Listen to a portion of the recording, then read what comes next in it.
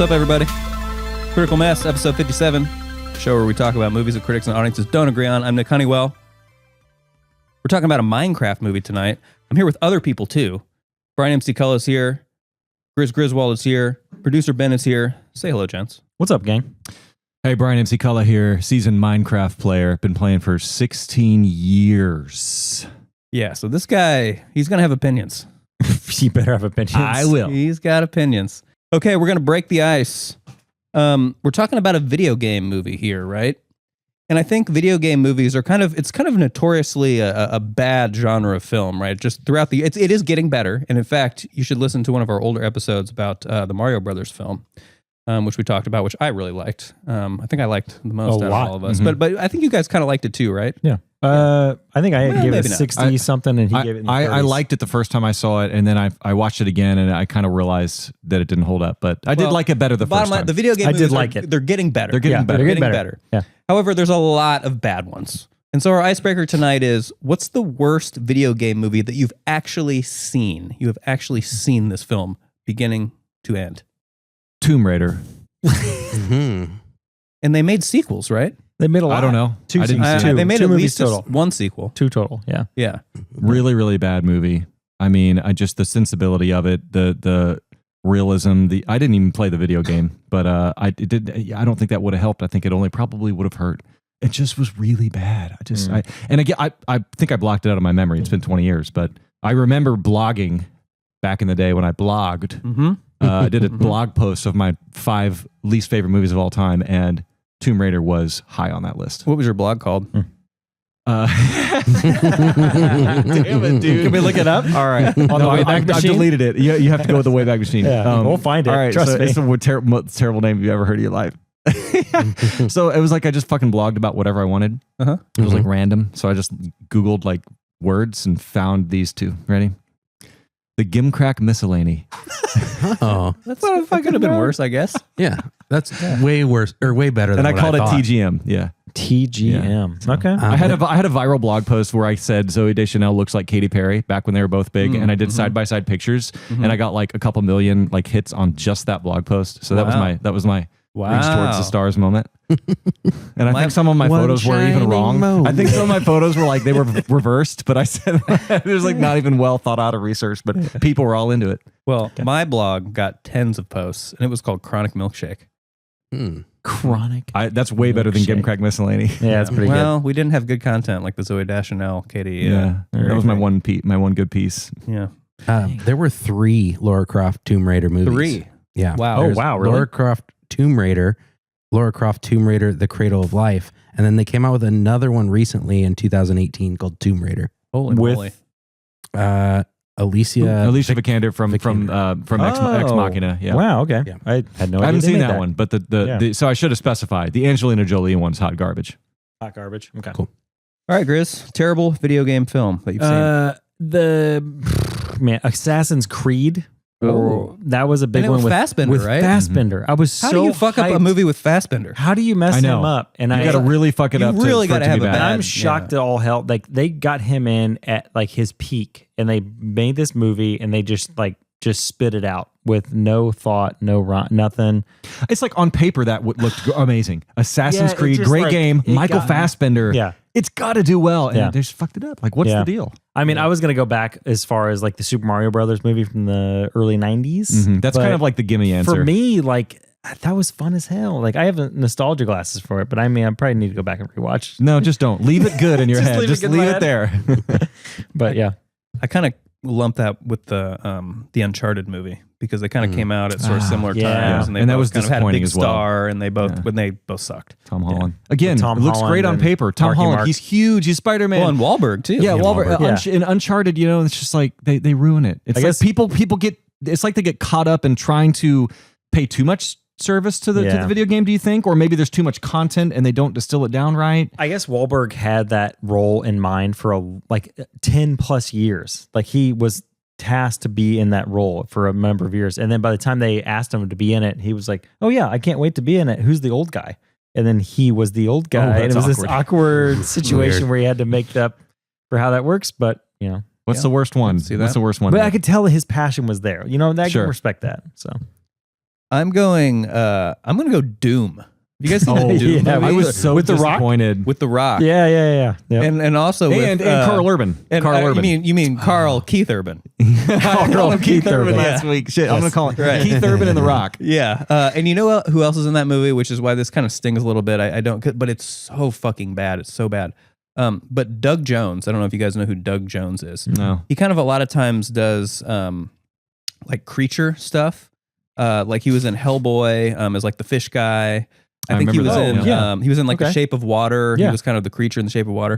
Like the exact So- same character. Yeah, Doug Jones. Yeah, very similar character. Yeah, but he's done a lot of that kind of creatures. I think he was in Pan's Labyrinth. He's in Yeah. a lot of Guillermo Yes. del Toro movies. Yep. Anyways, this guy went to my alma mater, Ball State. Oh, cool. And he came and talked to my class once, of just like a small class of like 12 people, and he was just absolutely cool as fuck. So, you know, it was cool to meet him. And I'm sorry he was in this movie as some sort of weird Martian goblin, but you know, he's a good dude, and I do like Doug Jones. I want to give an honorable mention to a movie I just finished today that I've been wanting to watch for like months, and then it finally popped on Amazon for free. Which Sonic, is, one of the Sonics? no, not one of the Minecraft. Sonics. No. Street Fighter. Oh, Oh, yeah. Jean-Claude Van Damme? Van Damme. Damn, damn. And the late great Raul Julia, which that was his final role, which was kind of I have not seen Wow. this movie. Have you not I seen saw Street Fighter? I saw Mortal Kombat, but not Street Fighter. Wow. It is like so bad. It's like Oh. Yeah. jeez, it's almost like it's not even that fun. What to year did watch. that come out though?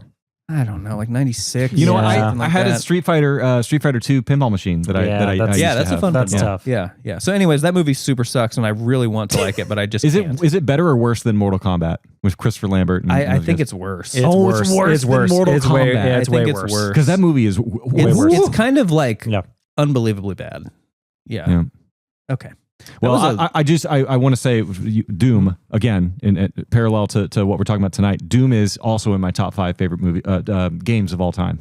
Oh yeah. And so I was great game. so disappointed when I went and saw. I don't know what I was expecting, but it just Boy, was it game is bad. amazing. Movie is terrible. It was very gimmicky. They tried to do the first person perspective kind of like So Doom. bad. It's like just Yeah. leave it. The source Okay. material so good. Yeah, so good. Anyway, that was a hell of an icebreaker. Hell yeah. yeah. All right, so we're going to move on to a special social media announcement from Gris.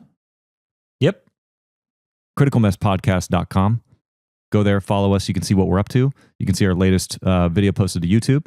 You can follow us on Instagram and TikTok. Tic Tac. Yeah.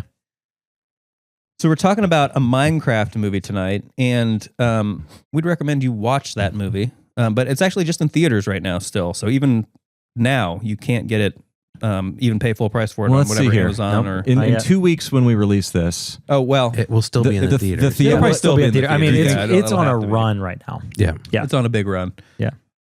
So anyways, try and watch it first. We recommend that. And I also say, please subscribe to our channel. One subscription.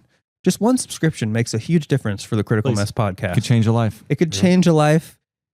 It's a momentous thing you can do. So just please click Support that subscribe us. button Please. and please help us have more subscribers than videos. I mean, at this point in time, you can just take your one added thing and a subscription and know that we are 1% higher to 100%. That's Wait, right. what? no, that's definitely can right. literally higher to You one- can literally up Yeah. the percentage Yes. of subscribers we have with one click. You won't be able to do that in you can- about 40 or so more. You can Hey, also write off that subscription on your taxes. Yes, So absolutely. like it's a no-brainer. So Yep. just Yeah. go ahead and give you that a just, click. you just write it off. yeah, you just write write it it right off. Yeah, it's a write You off. don't even know what a write-off is, do you? Hey. All right.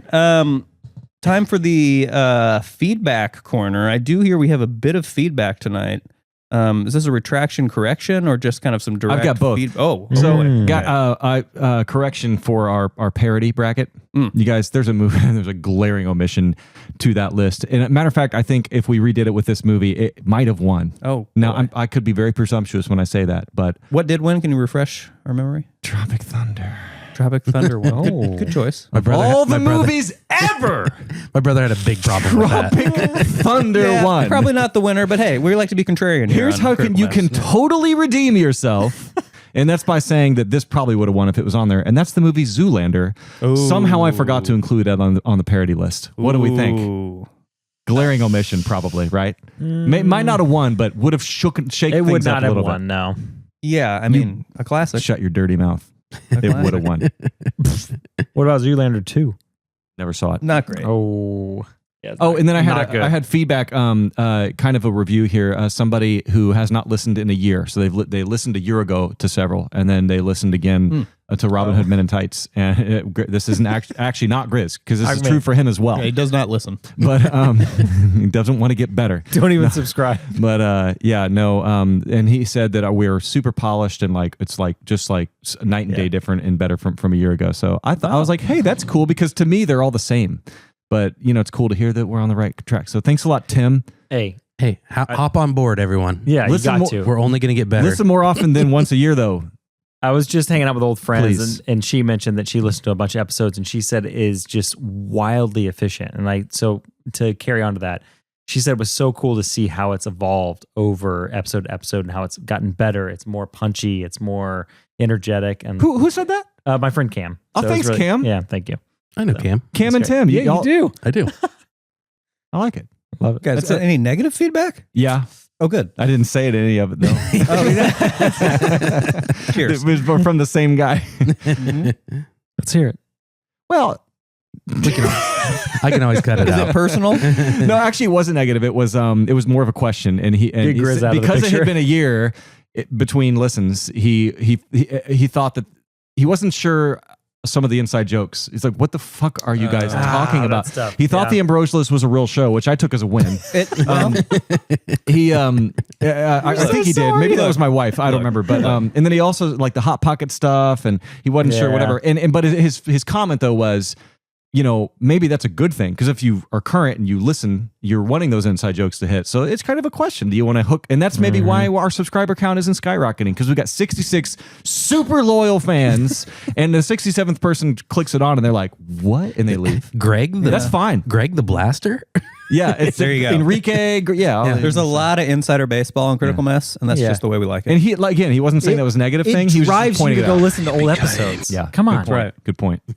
All right, so we're going to spoil this movie, a Minecraft movie, tonight, and that actually might be relevant because this film is in theaters and a very new film. So we're going to be talking about it and spoiling it. So this movie, a Minecraft movie, is from the year of our Lord 2025.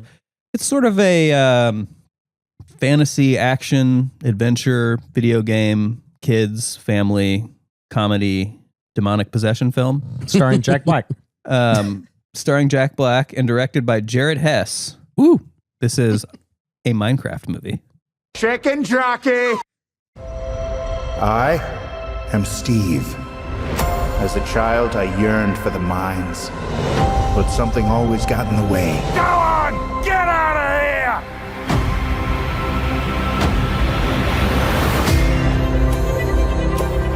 But the call of the mines was too strong. So one day, I started digging and digging until I found this. A wonderland where anything you can imagine is possible. As long as what you imagine can be built out of blocks.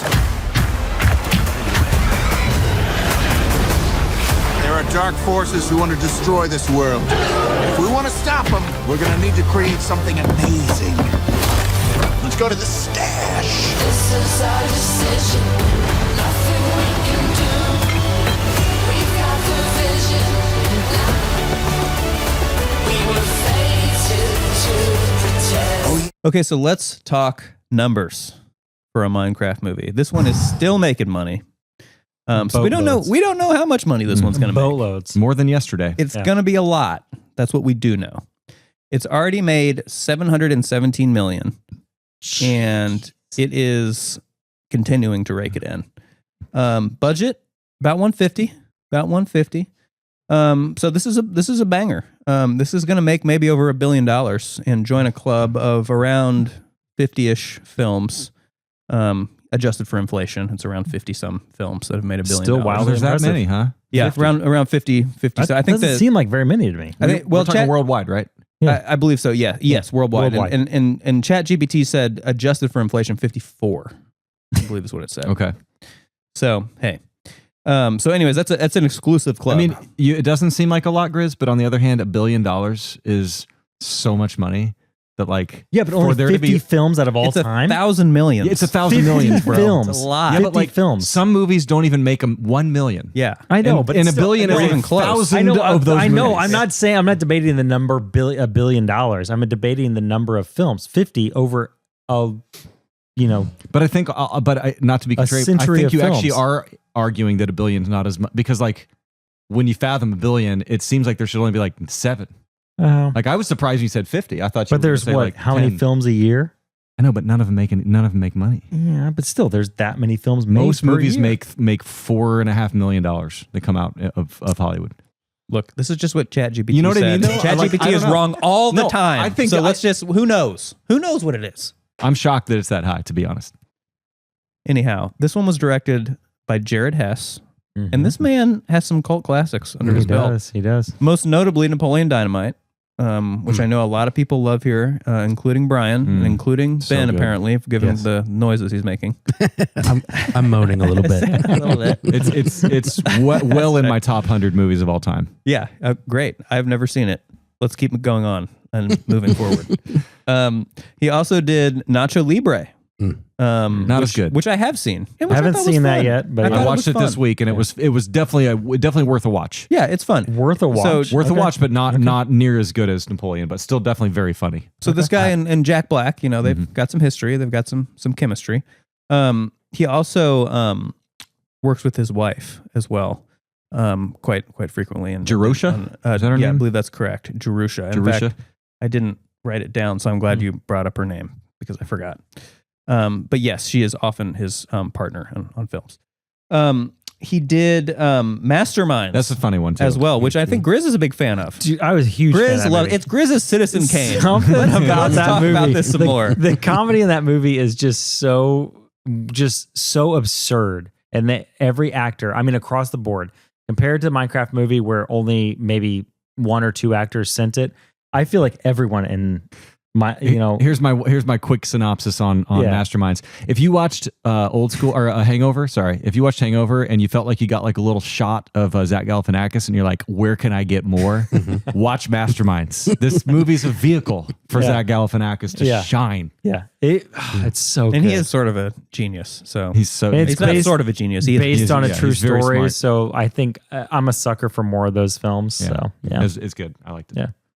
So who's in a Minecraft movie? Well, you got the aforementioned Jack Black. You got Jason Momoa. You got Sebastian Hansen. You got Emma Myers. You got Danielle Brooks. You got Jennifer Coolidge. She's in so many things these days. I feel She's like blowing up. she's hit that fourth wind. She's really everywhere. She can just be herself, and she's in commercials. And Right, she's in all those. What is it, like Prestige TV. fucking Capital Yep. One Yeah. or something? Like who knows? Jermaine Clement in this. Yeah. So some stars. You got some stars, some star power in this film. Quick refresher about the criteria for the movies we talk about on Critical Mess. So movies got to be fresh with audiences and rotten with critics on Rotten Tomatoes or vice versa, and that disparity's got to be 20% or so. So on Rotten Tomatoes, a Minecraft movie is at 48% with critics, so not reviled, but not great. 87% with audiences. So the popcorn people love this film. Yep.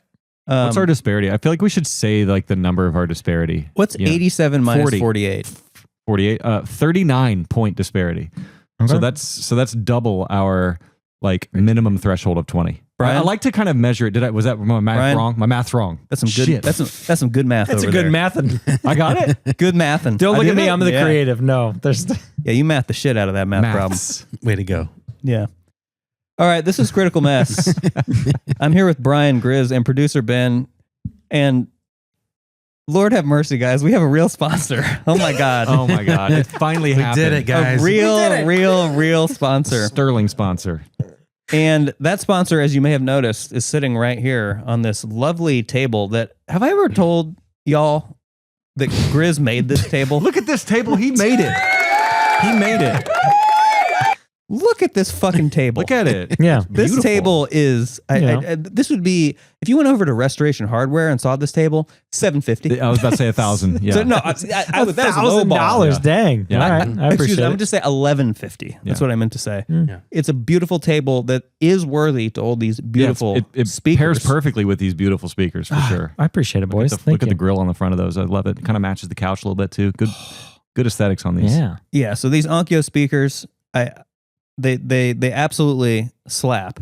and everything sounds better with Onkyo, right? Yep. The explosions, Oh, the absolutely. dialogue, the soundtrack, everything sounds better. I've had an Onkyo Yeah. receiver for 15 years that's still going strong, and I still watch movies on it, and it's We'll just get you like something more new endorsement soon. We'll get do you you something need? new soon. it just Yeah. enhances. Yeah, well, it's 15 years old, so there's a lot of new technologies. I need some Atmos. I need some 7.1. Yeah, there you I go. need some new technology, some Bluetooth. You know, this was kind of before all that stuff. So I feel like, is this a fair analogy? I feel like Onkyo is kind of the Lexus of the kind of speaker world because it's like ultra reliable. It's got like Honda parts, right? It's going to last 15, 20, 30 years. These Onkyo receivers and speakers can last. that's why.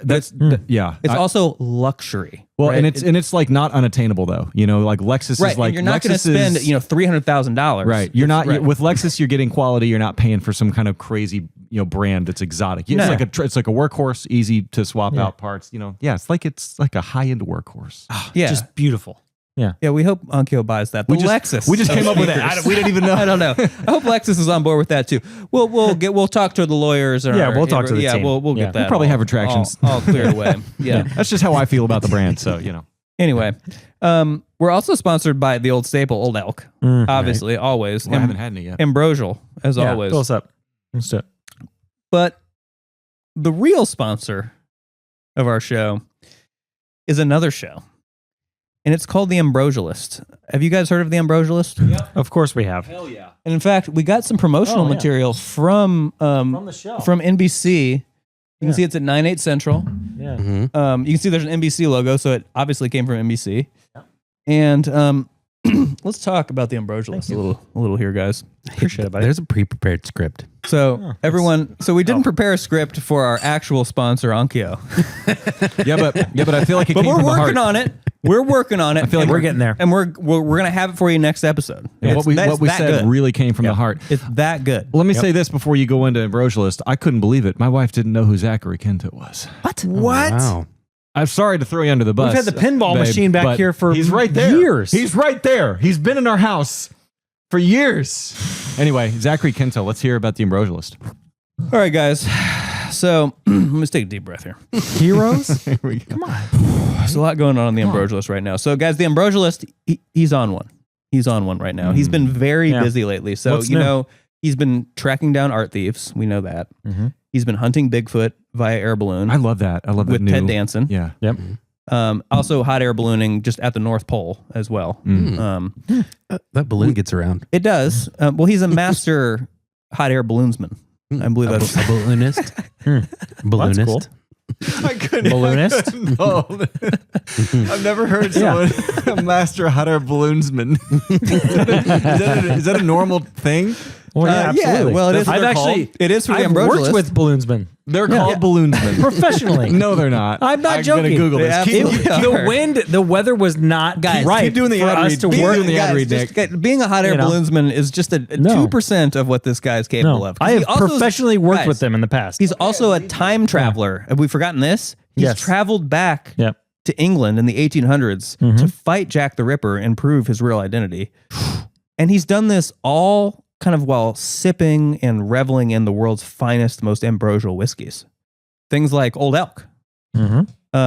Anyway, Guys, the word balloonsman, it's not. look, I just, hey, Come on, man. It is now a word. it is now. That's why it struck me so amazingly, because it's a great word and it should exist. Anyways, guys, the Ambrosialist, he's tired. Okay. He's angry. Okay. He's seething. He wants blood Wow. because the Ambrosialist has been wronged. He's been What wronged happened? he's been wronged by someone very I close was to caught him. up in the His latest dad? episode. Someone who's in a position of power. Oh, Someone who's in a shit. position of, But we don't want to spoil a it, right? position of great power. Tell me it's not his dad. It's not Teddy. Guys, Ted just Danson. think a little bit more. This is the Ambrosialist we're talking about here. Ted Danson doesn't turn his back on the Ambrosialist. So now the Ambrosialist has just one mission in this next episode, and it's to get close enough to do something to this person in power, something drastic. So anyways, what I hear about this week's episode on NBC this fall, yet still this week. At 9/8 Central. Are they going to tell us who it is? Is this a cliffhanger? Just hang on. Just this is a 2-part read. I'm interacting with it. I'm eating it up. No, I know. I Tell appreciate us that. more. I appreciate Tell that. me. Keep going. So, guys, the Ambrosialist, he's retreated solo into the woods, Rambo style. Okay. because he fears he's being hunted. Oh. Okay. God. So he's spending his days sort of foraging for food and handcrafting, arrows and other primitive weapons. Right, as you do. And he's kind of in the middle of building a new mud hut when he kind of meets this wandering mystic. And I think I've heard rumors of who it's going to be, but we're just going to table that. Okay. Oh, Until dang, we I get to wanted the to hear next some of read. the rumors. Okay, we'll But wait. it's a kindred spirit, someone with a bag full of ancient whiskeys. A bag full of ancient 3-ounce plastic airport whiskey. No, glass. These ancient whiskeys, they grant immeasurable power to the drinker. Or so the drinker thinks. Or so the drinker thinks. And that's all I know. That's all I know Okay. for right now. I cannot That's wait all I to know watch for right this. now. You got to watch the show to get the rest, or maybe just keep listening to Critical Mess. Well, yeah. And just a real quick reminder that the Ted Danson origin story, also on Paramount Plus, it's about a Boston bar. He's a former baseball player named Sam. It's really, really good. Check it out. Okay. All right. Let's rate this film a Minecraft movie. Who wants to start? It's not going to be me. It's going to be me. Yeah, it's gonna be me. I can turn it either direction. 55. Oh. Okay. Oh, look at that symmetry. He's always got the symmetry. It's so Minecrafty. Is that better? It's so blocky. It's great either way. Yeah, either way. Look at that. Yeah, blocky. This movie is I took my kids. They had an absolute blast. Every We kid have did. still been talking about it 2-3 weeks later. It's a lot of fun. I laughed at many of the little tiny intricate inside jokes for adults only. But man, it's a mess. So let's talk about it. Yeah, let's talk about it. I'll go next. Here's my synopsis. It's a hyperactive. I don't know where to put my laptop when we've got our sponsor here. I'll just bring it here. A hyperactive video game commercial that could leverage a lot more from its source material, which I'm very familiar with, but instead clumsily rushes between set pieces and characters, ultimately failing to produce actual creativity in its own right, despite that being its stated core theme. I wrote that. That's profound. You wrote befo- that. I promise I Wrote wrote that. that before I read any critic reviews. 100% promise. So yeah, I think the biggest egregious thing it did for me was it lacked creativity. Sky was the limit with this thing. That was its message, was creativity, and it lacked it. It really did. So yeah, and it didn't really have a lot else going for it. Despite Jared Hess being its director, the director of one of my favorite movies of all time, it is not Napoleon Dynamite, and it's a 33 for me. Ouch. Okay. Okay. All right. Nick, where you at? I guess we had a little bit of a 5 motif going on here. I'm at a 45. Oh boy, equal, Same as Dang. Reagan. Equal. Same. Equal to Reagan. 45. Equal caliber film. For 45. our listeners, we did a past episode on Reagan, the movie. We We did. did. It's Not a the great, it's a person. great episode. And this movie is just as good. Just as good as Reagan. That's such a funny way to put out it. of 100. So I would be so confused if I asked somebody, "What do you think of Minecraft?" It's just as good as Reagan. Like, wait, look. I thought You need to go watch Reagan first wait a and minute. then come back. I don't know what to think. I thought this movie was okay. I don't really know anything about Minecraft beyond very basic things, so none of that stuff hit for me at all. I probably would have liked it a little bit more if I knew something about Minecraft, but maybe not, because Brian fucking I liked it less than And me. 25 years of experience It in Minecraft. actually took off that I knew about Minecraft. I kind of wished I didn't know about it. Oh, really? I think for most of the audience, though, it was the opposite. I think they got the references. It made them happy and clicky 5 stars. I've seen that. Neat. Well, anyway, there are some things I did like here. It definitely wasn't a disaster of a movie, and I think there are way worse video game movies for sure. But this one, I think you have to also acknowledge, just wasn't for me at all. It's for a much younger generation than me, and sounds like it did a good job with that generation. Clearly it did. It's making tons of money.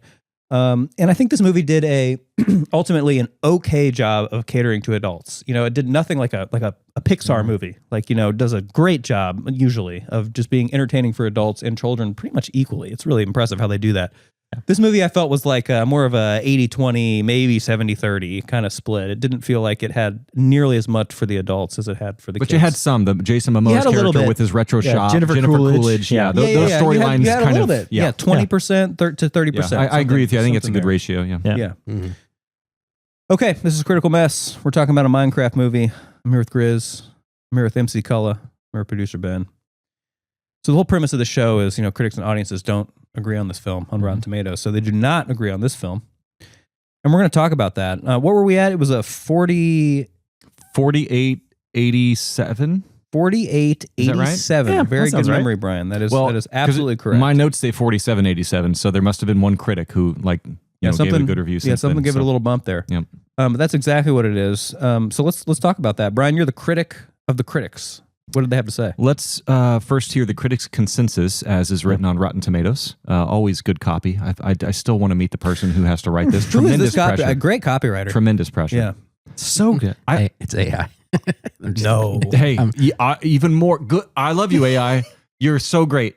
It's AI with a human tweak. That's put out there in the world. You know what I learned forever this now. week? You know what I learned this week? What? If you say thank you to ChatGPT or any AI service, you have a 1.6% better chance of getting a better result Really? over time. Yeah. I would think it would treat you like an idiot because you're thanking it. I also read an article that said No, I every think so time you too. thank ChatGPT, it costs $6 million or something like that. Then you have, I'm sure then you that's have not the true, but- absolute obtrusive, just waste in water. Well, because everyone goes through the same phase with AI. When they first interact with it and then it blows their minds, they just have this outpouring to say thank you. And they think, well, this is kind of like a person. So they thank it. And then once you use it and abuse it long enough. I'm still kind to my robot overlords. Dude. When they take over, I want to be treated as a first-class citizen. It's tough. Yeah. Me too. They're remembering everything. They'll remember what you said. I think Hey, people, remember how I think earlier I I'm- said they were great? Remember that? Yeah. You're great. By they, I mean you want you. It. You're one singularity? Yeah. What if there were two competing AIs? Has anyone written this screenplay yet? Brian, what do the critics have to say Shit. about All right. a Yeah. Minecraft? Yeah. Critics. Sorry. What do we got? Next door sponsor. Yeah, so let's read this critics' consensus. Okay. We just went on a tangent. I just went on a tangent. Ostensibly a film about celebrating creativity, a Minecraft movie provides a colorful sandbox for Jack Black and Jason Momoa to amusingly romp around in a story curiously constructed from conventional building blocks. Yeah, good. Richard Brody. Is it Brady? Brody. It might be Brady. The New Yorker. I'm sorry. I know you're watching. What does that say? It's Brody. We know you're watching, Dick. Set him up and you knock him down. It's got enough personality to make me wish that Hess had a still freer hand. Don't mistake my curiosity for enthusiasm. I can't recommend that anyone see a Minecraft movie, not even a child. Ooh, Jeez. What? I think that might have gone a little far. Was Hess's hand not free? I don't think so. No, not if you've seen some of his other stuff, and then it was really free for the first 30 minutes, I think. But you can definitely see that this had 5 screenwriters. I think that hampers creativity right there. That was the first red flag I saw. My question about this, though, earlier in his review, he talked about the still freer hand. Could you feel Jared Hess's creativity hampered by the studio? Did we feel any of that at all? Do we agree? I would say now that you say it, sure. But in the moment, not You really. didn't feel it in the moment? But then again, he's not like one of my favorite directors. I haven't seen Napoleon Dynamite, so hey. Hey. I don't think he was hamstringed by any of the. I don't think so. I mean, I think he threw in a lot of adult humor, which was respected as an adult that went and saw it with his kids.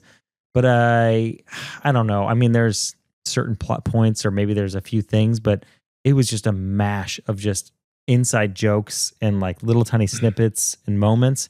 I can't tell which was him trying to be funny and the studio's trying to smash in, hey, this is Minecraft. I guess where I'll say that he was probably hamstrung is when I look at a movie like Napoleon Dynamite and even to a lesser extent Nacho Libre. You just look at this movie with these interesting characters. I don't know what these guys are going to do. They're very eccentric. That they don't really fit into any caricatures. Ben, I mean, obviously I'm talking to a big fan, and it's then when you see this, it's like, okay, you have to have the hero, the girl, you have these archetypes that have to be slotted in and filled, and I don't feel like he's free enough to just kind of create quirky characters because there has to be the Jason Momoa, the huge, powerful, meek kind of guy who doesn't have the self-esteem, and it's very, very archetypal characters for me. So that's where I felt the lack of creativity the most.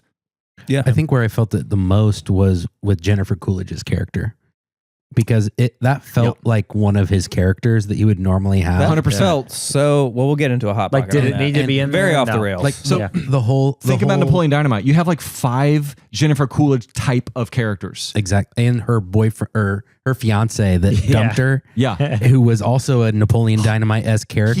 He was hilarious because he was the art teacher, gym teacher. Yeah. I was like, when I was watching that, I was like, okay, this is Napoleon Dynamite, but in the Minecraft world. And then that was kind of all we got of that. Yeah. So Jennifer Coolidge did seem out of place, unfortunately, because she was great and she was one of those typical sort of Jared Hess characters. So yeah, more of those, please, Jared. I promise we won't spend as much time on the next one. Windy-eyed Observer UK. The villain, a piglin called Malgotia, who hates creativity and is obsessed with hoarding wealth, provides an inadvertently neat allegory for the studio bosses who greenlit this egregious IP cash-in. Wow. How obviously was this a cash-in? Cash grab. 7 out of 10. Yeah. Give me an out of 10 on your cash grab-o-meter. I gotta say like 8, maybe even a 9 out of 10. 10. I mean, Whoa. 10. 10. 100% 10. Yeah. I'll move up to an 8. Totally. Is it because they cast Jack Black? It's because Minecraft is like the biggest game in the world. Well, you could argue concurrent players, maybe Roblox is bigger now, but it eclipsed Tetris to be the #1 selling video game of all time, like 8 years ago. And it has such a huge audience that they just absolutely knew. I mean, it's just a built-in. Yeah. You can't be shocked. You can't be shocked that they made this movie, right? Look at Super Mario Brothers and how much money that made. Jack Black was a big reason for that. I love Jack Black. I'm a huge Jack Black fan, but it's obvious. Bring Jack Black in, let him do his thing, let him cook. Yeah. Make money. But he was just a voice. He wasn't the face of it. You know what I mean? Of Super Mario Brothers? Yeah. And I'm not even mad at that. I think it was very smart for Mojang and the studio. So, but still, nonetheless, a cash grab. Robbie Collin, Daily Telegraph UK. As Black and company take on an evil I was about to say an evil Scorsese. That'd be cool. As Black and company take on an evil sorceress, you could be watching any other brand-driven cash-in. Just blockier. Question: could you have swapped any other IP into this movie and get the same result? How Minecrafty did this need to be? Did Minecraft even matter? The plot seems the plot seems super goofball and simplistic and not thought out, and it could have been, I don't know, molded better into the Minecraft story. It was kind of the same thing as Super Mario Brothers. Good guys, bad guys, portal, bad guys come in and take over. It could be anything. Yeah. Jumanji. Yeah, it could be anything. Jumanji. Yeah. Jumanji was the big one. Yeah. For me. No?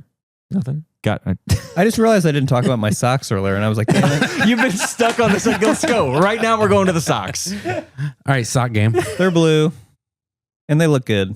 They look good with the bro. ear pennies.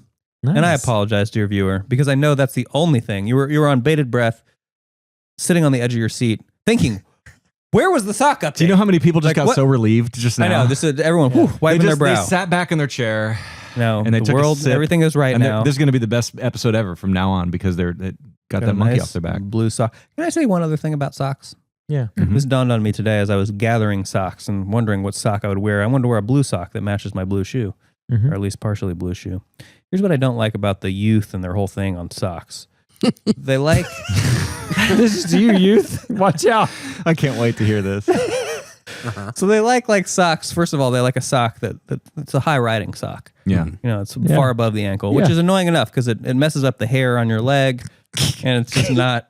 Can I note real quick, my 12-year-old son just mentioned that he was so hyped about his tan line for the summer as the weather starts to turn. He was so excited that the tan line was a high sock.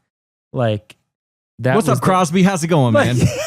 I was just love you, Crosby. What? It's a younger person than me. It's a younger. I trust Crosby's opinion over Nick's opinion on socks. I don't get it that way. You should. Yeah. As you should. But here's the real problem. Before the whole sock thing happened and when socks became a big deal or something, we all just had 300 of the same sock. Yep, same. So when you wash your socks, you've got 300 of the same sock in the big pile of clothes. So you can just grab one and grab another one. There's no left. There's no right. There's no purple and blue. There's no green and there's no red. They're all fucking white and the same height. And I don't need to go through and take 10 hours sorting my fucking socks. And I'm sick of sorting socks. I mean, we did get from there to here somehow. How did that happen? How did we go? We had socks figured out. We had it figured out. We had socks figured out, and now we've complicated everything. These young people have too much time on their hands. do. They have nothing to do. So they just think about socks. I think I heard the Ambrosialist go on a rant like this when he was deep in a few Episode pour 3. of whiskeys. Yeah, it wasn't socks, but it was like pantaloons or something from his era. I don't remember. Well, I didn't Well, really, from the 1800s. I didn't kind of want to say this to the public, but you guys know I do help write the Ambrosialist. What? Gee, Whoa. do you? It's not obvious. I gotta pay for the blue socks somehow. We guys. all know you have a So- cut in that show, Nick. We've all figured You're it out. a co-writer on the show. We didn't even know this. He snuck him in as a sponsor. Jeez. We just put up with it. Yeah. Dang, dude. So we talked about Robin Collin. Did we talk about? Yeah, we talked about Robbie Collin. Let's talk about Jacob Aller, AV Club. Jake Baller. Jacob Aller. Oh. Ooh, that's kind of like Jake Baller. I Jake see what you did there. That's kind of a cool name. That's I got to see be what his you did. I nickname. see what That's you did, kind of a Jake's great parents. name. Yeah. Nice job, Jake's parents. Those behind a Minecraft movie saw infinite possibilities laid out before them and opted for the one that's been made 1,000 times before. So this was my strongest reaction. I'm not really asking that as a question. I just wanted to say I really gravitated towards that. There's so many places this movie could have gone, Minecraft specific, and instead it went generic good versus evil movie. Clarice Lowry, Independent UK. Nobody made a Bad Boys reference on Lowry? Nobody, Mike Lowry? I just thought when I said the word Lowry, you guys would all... No, we didn't get it. No. Cacophonous You said it chorus too of- fast. No. Okay. There's a through line buried in here somewhere about how it's harder to be creative, easier to destroy. Unfortunately, a Minecraft movie proves its own point. Creativity took too much effort. Easier to destroy the spirit of the video game instead. And then I have a couple other ones that are almost the same as that. Johnny Hang on, Oleksinski. Brian. We've had zero NPR voice, so that's just a little bit of a problem. He's got like 17 more to go. No, I don't. No, I don't. This is we're almost over, I promise. But Johnny Oleksinski, New York Post. Fucking I'll do it. NPR is the last one on the list. Calm down. Walk me through it. No, I know. Just breathe, right? The thing is, you Just have bring to it down. enunciate. And when you get worked up, you just kind of work through it. Now, we never agreed that I was going to read all the critics. Do you want me to just do all the critics in NPR? I can. No, we just needed a sampling. I'll give you some. His next one is- I'm going to let you wait for it. All right. And let you Okay, wait as long for as it. it was on your mind. You're like that person who was waiting on the socks to be mentioned forever. Look, you're I'm that just to doing me what now. Ben told me to do before the podcast. Ben likes the NPR voice more than anyone. I know, He you're said, just looking out for Ben. Nick, remind Brian to do the NPR voice, so I did. All right. We'll see if Johnny Oleksinski for the New York Post, which is kind of the furthest from NPR you can get. That's why it makes it good. But we'll read it in NPR. It's the kind of formulaic brand extension tale a writer could pitch while in a coma. Nick Shager, the Daily Beast. These are all tied together. And then was we'll hear really a comment. Thank you. Blockheaded from start to finish. It's cinema in service of nothing more than IP exploitation. And then Stephen Thompson, NPR. Ooh. Wish I would have practiced this. No, you're in the zone. warmed up. You're in the zone. Turning Minecraft into a movie presents a challenge because the film has a lot of character development to catch up on. But as the Lego Movie and Barbie have demonstrated, it's possible to get it spectacularly right. Oh shit! Stephen Thompson liked the movie. Whoa. Dang. Holy shit! No. He liked Super Mario and he liked Barbie. It didn't say he liked this movie. No, I let's hear it one more. Let's see what he's saying here. Let's see what he's saying. Brian, bring it down. Stephen Thompson, NPR.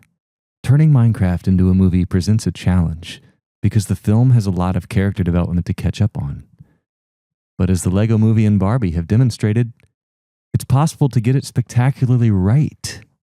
Yeah. Mm-hmm. He's comparing this Yeah, he likes to it. the Lego Movie. Do you and think? Barbie. I don't feel Yeah. like he's comparing Yeah. it to Yeah, Lego movie. no, that's a favorable review. He's giving that. He is comparing it and saying it's possible to get it. but he's using. He says it, but he's no. using the film has character development to catch up on.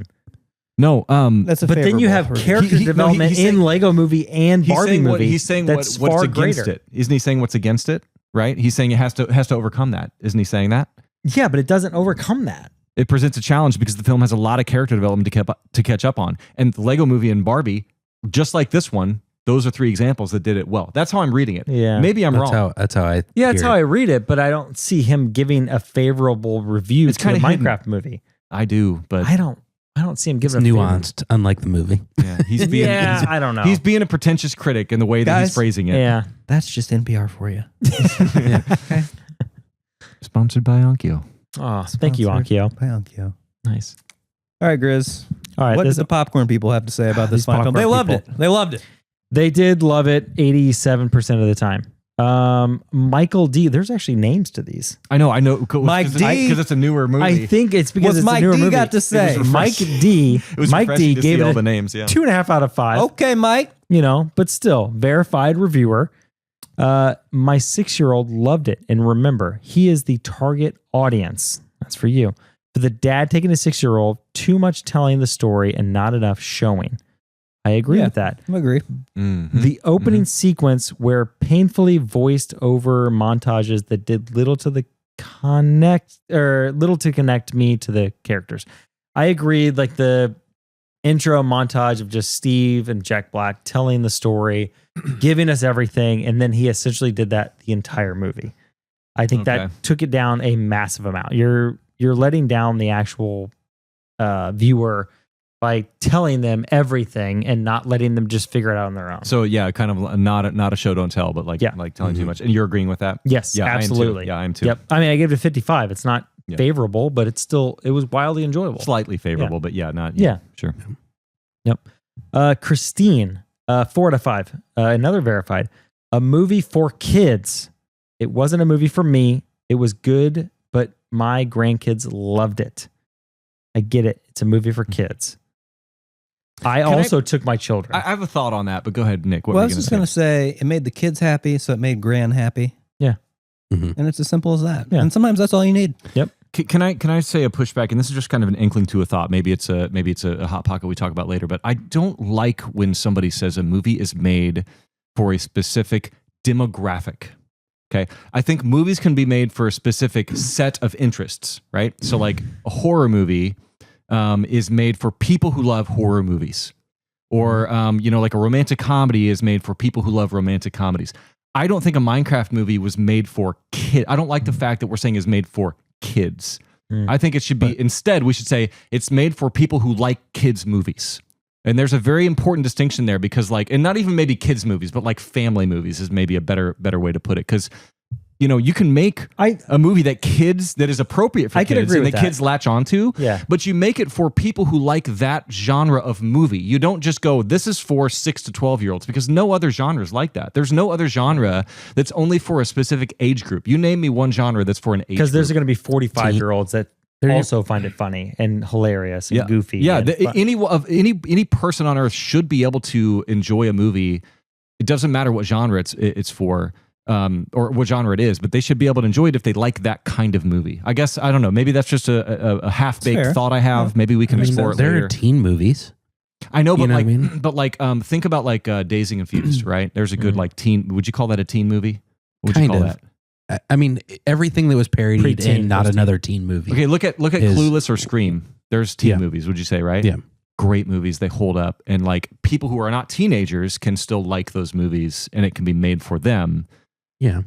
But I don't think it needs to be liked by other people, like adults, for it to be not a kid movie. You know what I mean? But it should be able to be liked by people who like that genre. I don't know. Again, it's half baked. Let me cook on that a little bit it's more. It's also do you there's a Paw Patrol movie. That's a kid's movie.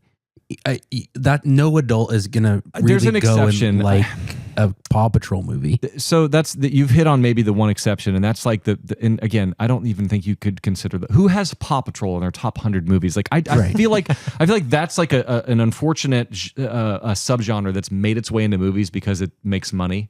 Yeah. And no, everyone knows Denis Villeneuve is not considering a Paw Patrol movie. Maybe that's your litmus test. Yeah. So guys, here's the real problem is that I have to pee again. Yeah, I do too. So, yep. We all gotta pee. All right, on to YO Blue F. 4.5 out of 5. This is a long one for you, Brian. I don't usually write reviews for movies, but I had to jump on and boost this one's score. Why the critics using the cinematic masterpiece scale to rate this movie? The Minecraft movie did exactly what it was supposed to do. It crafted a funny, cheesy, toe-tapping experience for fun fans of the game. That's it. There's no deeper meaning here, although sure, they tried to sandwich in there that there's a healthy young people to see often that they can. That was a messy description. It's a movie for kids, and kids love it. I'm a school counselor, and the minute I say chicken jockey, my elementary level kids giggle immediately. They all loved it. Props to the creators for keeping their true audience in mind. I'm sure you What's would. the cinematic masterpiece scale he's talking about? Never heard of that. I think he's just talking about critics. Quentin Tarantino. I think he's talking about critics and like looking at it in a critical eye. As if it's called a movie rating scale. As if it's, Citizen Kane. So there's a weird Citizen scale. Kane's 100. It's not Right, that the yeah, scale yeah. is a masterpiece scale. It's a movie scale. And if you're a masterpiece, you're 100. But there's also movies from your youth that you would say, yes, that's a great 80, 90, 95% movie or 90. And that's on the exact same scale. You guys, I have the same scale for every movie. Do you guys have different scales? Like what? No. Yeah. Okay. So anyway, that's what I was pointing out there was Yeah. like, it doesn't have, I mean, it could be a 70 and be a great movie, I like describing it as a toe tapper. Yeah. Because that actually sounds like it could be good, but it's all could be bad. Be like, okay, It's like, let's come on, fucking gotta hurry up, Come gotta get through on. this. Yeah, I don't know. Interesting Could be both. description. Yeah, it could be either. Yeah. Maybe both your toes are tapping. One of them's impatient, the other one's loving it. Ambidextrous. Yeah, real toe tapper. The last Real toe one, tapper. it's just written in by someone, quote, someone. 5 out of 5. Movie was but low-key freaky. I don't know how to Can take I that. guess? Can I love guess it. what their rating was? You already said it. You said what it was. Oh, you said it. Oh shit. Okay, I didn't hear it. He didn't say so then straight. He didn't guess. say straight gas. He just No, said he just said gas. the movie was but low-key freaky with stars on either side of freaky. Guys, I want you to just real quick. This is going to be very brief. I want you to get to, all three of these reviews have the exact same rating out of 5. And I just want you to guess after I read them what these audience ratings are. Okay. First one. The film is bullshit. Absolute cinema. Review 2. The movie's incredibly funny and doesn't make sense at all. Review 3. This movie's everything everyone never wanted every second. I wanted to peel my eyes out. The writing's bad. The characters don't develop whatsoever. The story is so bland and generic. And the CGI is hot dog water. Everything in this movie is so completely awful and makes this movie disgrace to the legacy that is Minecraft. Now, those 3 reviews all had the exact same rating. What do you suspect that rating was? Tell me they were 5 out of 5. 5 out of 5! Yeah, you knew it would be. Yeah, of course. What the absolute fuck? Obviously. And those ratings contributed to the audience score. Next segment. Okay, this is Critical Mess. We're sponsored by Old Elk. We're sponsored by Onkyo, who's a real sponsor. Yeah. Who we actually like. We've been joking this whole time.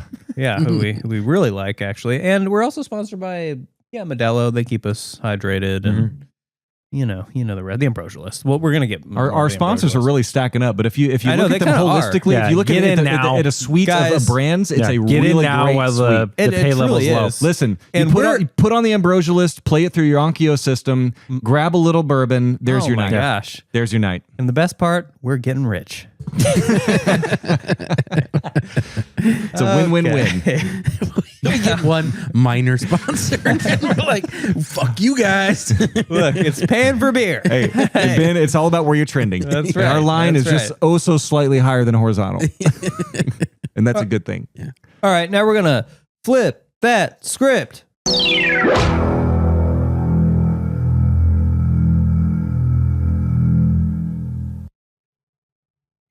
I'll go first. I gave it What? It's a segment. Oh, sorry. Sorry.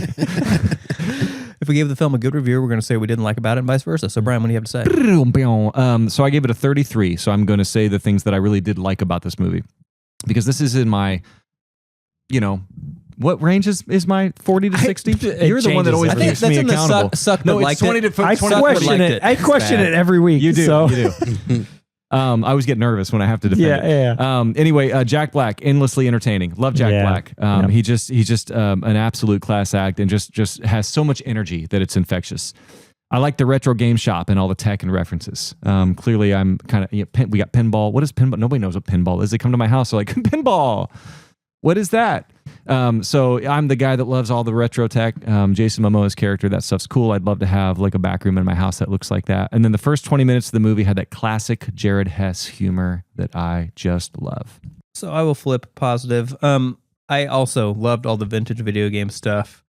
And Momoa running that store. That's, I love vintage video games. I collect vintage video games. So that was super fun to me. I wanted to know more about the store and about his favorite items and all the. It was kind of weird because he had all this like dusty old kind of stuff. It was probably like, I mean, if you actually like looked at what it really, I didn't, I couldn't go frame by frame because I was in the fucking movie theater. But he probably had some like probably really like valuable weird, like if you just have like a boxed something from the 80s, 90s, something that's. I bet there's so many with the retro collectors out there. Like he probably had some like super valuable. What was the shit game that he talked about in the Atari storage? Cosmos? Yeah, so I guess that's worth $25,000. The hologram, underleafed hologram handheld game or whatever. That's awesome. That's a real thing. I'm glad they used a real thing for that. Yeah, that was cool. But can I also say that was just a ridiculous store? Like even by movie it's not going to make money. But it was just like all these dusty old boxes of things that are ostensibly worth thousands of dollars. I don't know. Didn't make it much sense. Well, it needed to be a small museum. town. Yeah, like if it was like a museum. It should have been a museum. Sure. You charge a cover to come into the museum. Yeah, like a retro it museum. made sense to a small town that like maybe they're antiquated in the way that they watch technology or they play games or whatever. So it's a old school place that It's also Idaho. And yes, he held on to those games maybe way too long. I'd actually argue that a small town's a worse place for a place like that because it's such a niche place that you need a larger population of people to proprietate it. But I see where you're coming from. I think it should have been a museum. Is that a word that you came up with there? Proprietate? Proprietate? I don't know. I liked it. It's like a balloonsman. It's a balloonsman. It's a balloonsman. We've got we're just building the English language. I would love to proprietate the balloonsman stall. Yeah. Yes. We're Minecrafting new languages. Lord have mercy. Creativity, guys. That's what it's all about. Exactly. Yeah. That's what we're doing here. That's right. Jack Black, he was goofy. He was funny. He wasn't like, I didn't laugh out loud that much, but he was entertaining. I mean, he's just, Jack Black. He gets in the zone. It can be fun. The story, stupid, kind of made sense, which is like a low bar, but like, hey, some movies don't get there. Yeah. How could it not have made sense? I was It was following, so simple. let's put it this way. Very. I was following what was happening.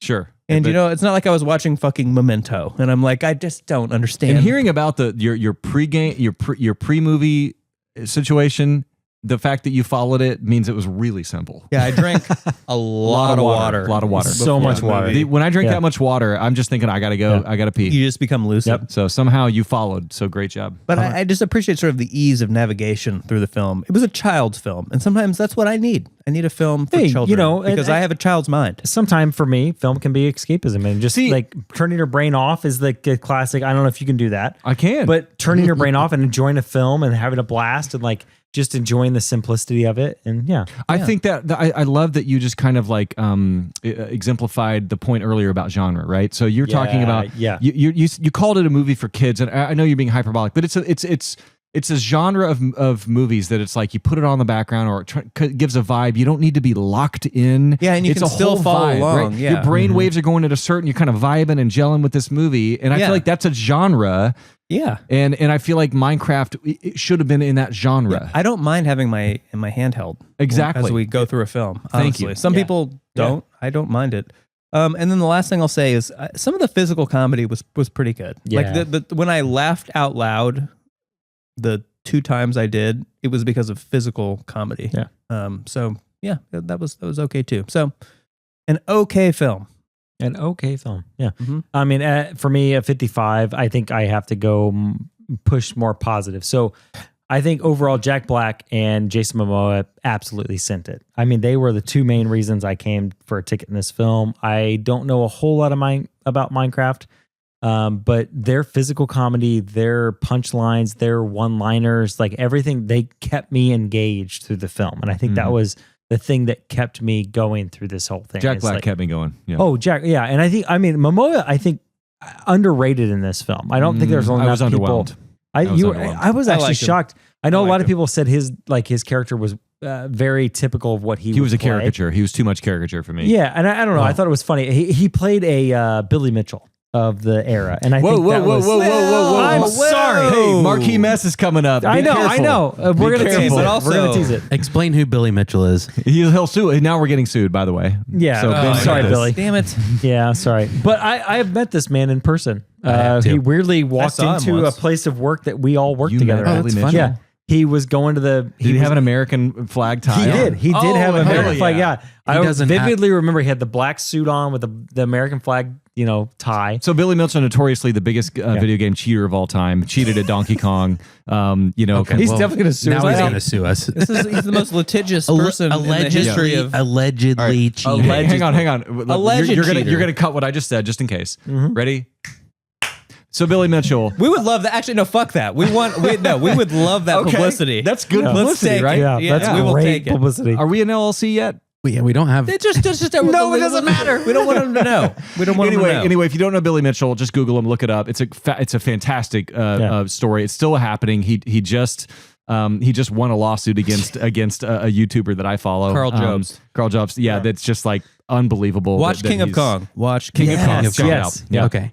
So my Billy Mitchell story is that I bought the King of Kong hot sauce and he signed it. Nice. And so I have a signed Billy Mitchell King of Kong hot that's sauce. dope. I would have So loved you to have basically something have signed a by Billy retirement Mitchell. plan. Yeah. Except More or no less. one knows who it is. I would love to have something signed by him. Dude. Yeah. So good. Okay. What segment was this? We're done with.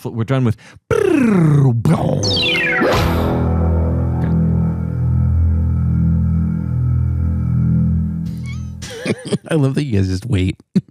And now it's time for another segment, our newest segment. A brief segment, but a fun segment. It's called Marky Mess. Motherfucker. Yippee-ki-yay, motherfucker. No, from now on, it's just motherfucker. Just motherfucker. It's so aggressive It. No more yippee-ki-yay, just motherfucker. because everyone knows what it's from. That's right. Yeah. Okay. I don't know who wants to start here. I have a theme, so I don't know. I don't have a theme. Go Okay. start us. Gris, give us something. Yeah, start us off. Bricked. Mm-hmm. That's all I got. We'll start got it. simple. Okay, Bricked. I'll follow off of that. Yeah. Journey to Cuba. Nice. Nice. So my theme is all about the chicken jockey. Okay. Chicken jockey. Uh-huh. So we're going to rename the film after the chicken jockey. And Ben, after every single title, Okay. please do I the got you. honors. So our first name is the drumstick driver. Chicken jockey. Oh, I thought you were just going You to gonna keep running? You guys have No, more? I thought you were going to Okay. keep running it. No. I'll have some chicken related. Jacked up chicken. Chicken jockey. Just after every single one. I'm still on the I'll keep cubes, going on cubes those. and squares motif, but a hip to be squared. My next one is poultry pilot. Chicken jockey. So stupid. Keep it going. The floor is lava chicken. Oh. I messed up the button. No, well, Keep that in. Hey, how does it? Are we going to talk about this? And I feel like I intentionally we will. stayed away from the chicken jockey. we gonna talk about that? we will. We Okay. will. And at least you hit the right button. Right. So, Yeah. I mean, that's Yeah. like 9/10 of the battle. My next one, still in that same theme. Circle, square peg, and a square circle hole. Okay. A lot to process there. Staying on the chicken jockey. Jacked up chicken. You already? You didn't you already Did I say that one? Yeah. Oh, my bad. My bad. My that bad. one. Thanks to our sponsor. Hold on. Lawson the lava chicken. Mm-hmm. Nick? Coop Commander. Chicken jockey. I'm seeing. Coup Commander's the best I've heard so far. You're speaking to my heart over here with these kind of I'm getting a little bit of Robin Hood Men in Tights sort of. I love it. I Well, can't wait to see Fresh where it off our goes. last few more, episode. just a few more. Men in tights. The autobiography of Billy Mitchell. Keyword autobiography. Nice. Hell's chicken. Chicken jockey. That's good. That's That's a good one. I like That's that good. Simple. It's easy. one. Foul flyer. Chicken jockey. Uh-huh. Keep the alliterations coming. How about when piglins fly? Cute. Mm-hmm. Pecker pilot. Chicken jockey. This is so good. I don't have any more chicken stuff, guys. I'm Oh. sorry. That's Chicken okay. jockey. It can be something other than chicken. No, it can't. Yes, it can. Mine are. I'm this weird guy over This here. is the Jack Black blockade. Uh huh. MacGuffin Craft. Good one. This is my last one. Cock Captain. Chicken jockey. Thank you. Thank you for doing that. I love it. You're welcome. I got one more too. So Gris, what you got? I got a few more. Rock out with a block out. Mm-hmm. Okay. Pixel perfect. Block to the future. School Okay. of block. Oh, School of Jack Black Black. is good. That's good. Tenation blocks. okay. Now we're in a Jack Black theme. I had love a it. black. I Yeah. had a Jack Black phase Yeah. there. Yeah. So that's all I got. My last one just ties us all together. He didn't have any kids in the movie. He's kind of this weird sort of like guy that's there. He's cool. He joins him. He helps him. Obviously his name's Steve. Uncle Steve. Hey, Hey. everybody's Steve. got an Uncle Steve. Let's just go ahead and cap that with a motherfucker and Yippee-ki-yay, motherfucker. well, it's just we just want motherfucker now, but that's okay. I'll fix it for Yeah. the next one. Thank you, Ben. All right, this is Critical Mess. We are sponsored by Onkyo. It's a real sponsor. They make speakers. They're they sound awesome. great. Beautiful. Everything that comes out of these speakers slaps. That's all I can say. That's Everything sounds better with Onkyo. Yeah. We're also also we're honestly selected sponsored. sponsor. We're honestly sponsored by Old Elk. God damn it. Flawless. And we're amply sponsored by the Ambrosialist as well. Oh boy, it's Which going is- off the rails. Which is 9/8 Central this fall on NBC. I'm telling you, Ben, you got to be careful with the Zachary pregame. Kento. quick. It's Andrew Kendrick. Jesus Oh, Christ. my God. Andrea Quinto. Okay, take two. It's the Ambrosialist. It's 9/8 Central this fall on NBC. It's Zachary Kento. It's Anna Kendrick. It's Ted Danson. His name in the show. Also, it's actually Teddy Danson. He in plays the show. Teddy Danson It's in the show? Teddy Danson. That's amazing. But we've heard there's a new cast member, perhaps. Remember I told you guys that there was kind of this upcoming episode where the Ambrosialist, he kind of retreats to the woods, right? And he's making arrows. He's making primitive weapons. He's foraging for berries. Yeah, where's this and- going? Like, well, what's... And I've alluded to him. He meets someone, a mystic, Yeah. kind of out in the Yeah. forest, deep in the forest. And it's not Anna Kendrick. Anna Kendrick is, she's a She's different, in town. She's, a She's different- doing her different other stuff. character. But I've caught word of who is the kind of the mystic. who Yeah, you're ends the up at screenwriter on the Ambrosialist. Don't you show, dare so- say Blake Lively. It's not Blake Lively, Okay. Thank God. but close. Okay. It's Brian. A Good Day for the Crow's Cox. Brian Cox is in it? He's gonna be Oh, on the dude, I Ambrosialist, love it. guys. Dang. Brian Cox. He's taking a break Perfect. from the McDonald's commercials. Perfect. Big Daddy Cox is on the Ambrosialist. It's our boy. He's Dude. going to be the mystic in the woods. Doesn't make a lot of sense. Doesn't Brian Cox seem like someone you'd meet in the woods with a I feel like bag he's- of mystic ancient whiskeys? Is he channeling his Uncle Argyle a little bit, maybe? Sort of this kind of mysterious Little character bit. who just kind of comes out of nowhere? No? Okay. Yeah, well, I get yes. behind that. And he's got this sack of ancient whiskeys. Yeah. And he drinks them together with the Ambrosialist, and In these small glass vials. hijinks ensue. I Let's love just it. put it that way. Can't wait. I'm all in. So, Okay. Little side quest. Brian action. Cox on the Ambrosialist, 9/8 Central this fall, also this weekend. NBC, Peacock. Okay. No. Paramount Plus is where the No, miniseries Paramount is Plus is the one with NBC is owned by. That's the linear show. It's the Peacock. Ted Danson origin story. He's the former baseball player that Oh. works in the Boston bar. Okay, got it. He's got Shelley as kind of his counterpart.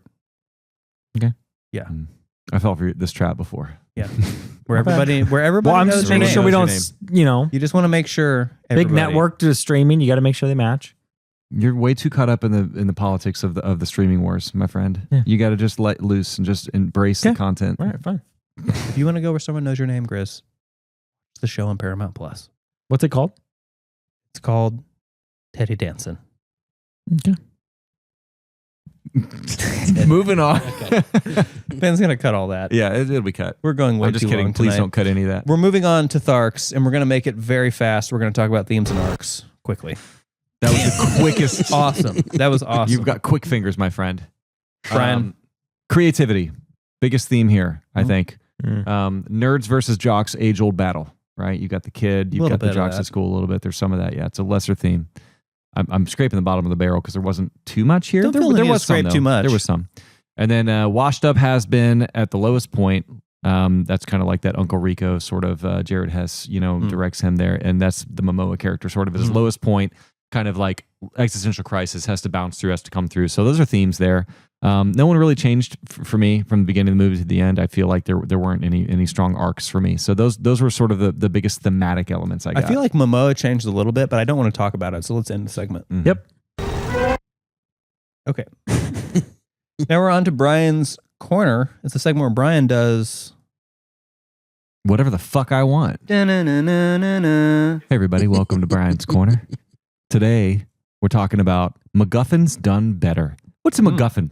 Well, it's MacGuffin, the briefcase in Pulp Fiction. The briefcase in Pulp Fiction. That's a great example. Arc in Raiders of the Lost Ark. Yeah. The MacGuffin is simply an item that is used its simplest form to perpetuate the plot, to push things forward.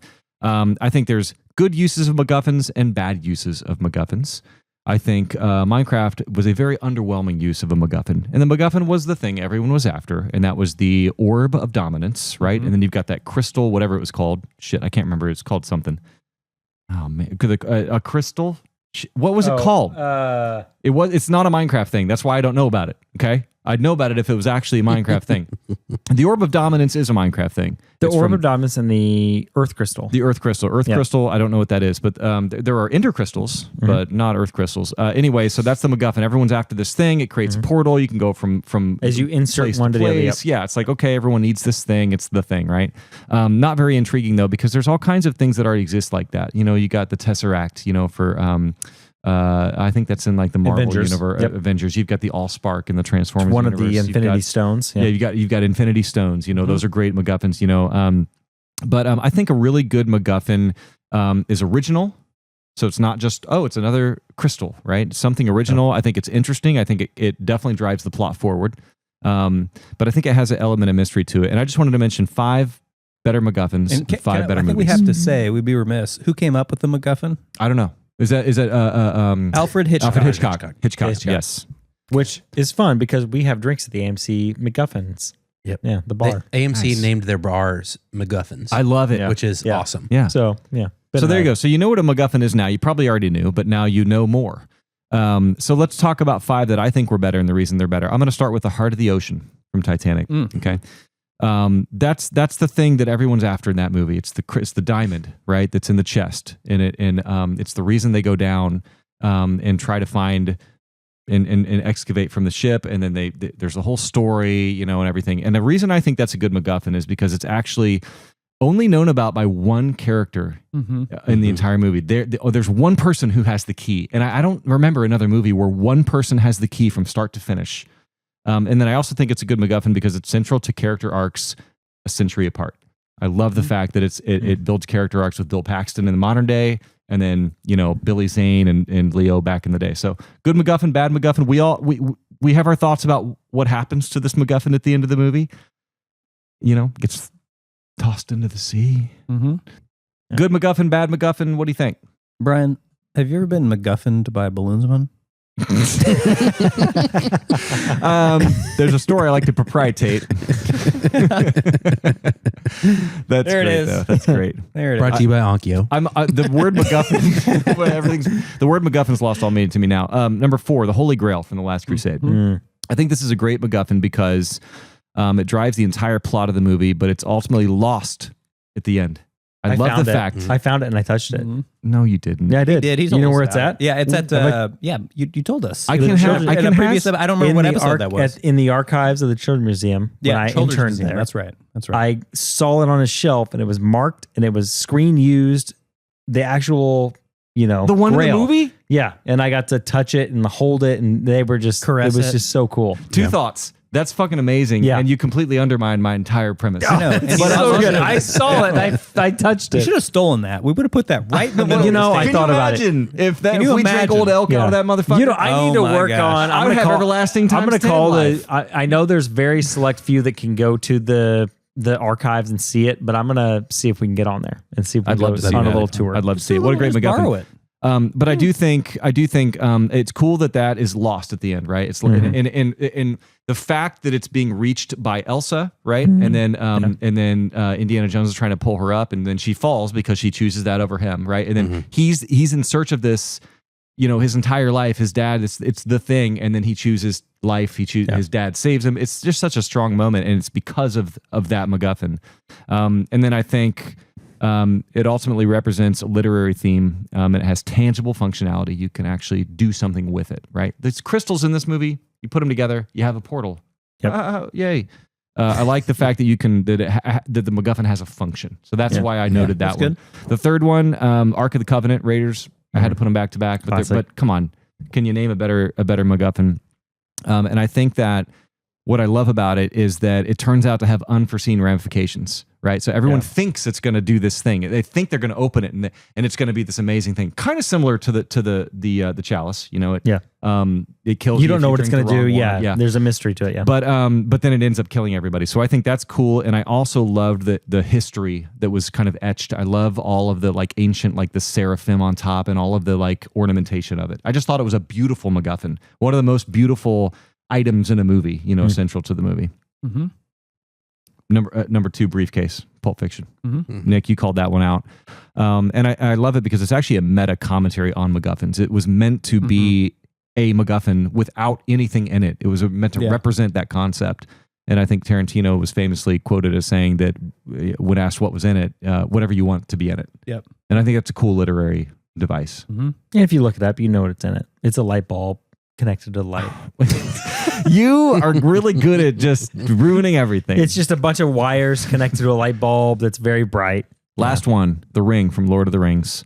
I think it's one of the most intriguing MacGuffins because it sort of has a pro and a con, right? You put it on, you're invisible, which is like a strength, but the weakness is Sauron can now see you, right? So that's such an interesting concept because there's a reason to use it, but there's a reason to not use it, and it just it comes into play a lot. The plot very much. Yeah, that's really good. My buddy Keith just rewatched that the extended cut, all the films back to back to back. Mm-hmm. Same, and it's just wild that somebody would do that. But one of my favorite practical effects is the ring, the opening shot where they drop the ring and it falls on the wood floors of Bilbo's cabin.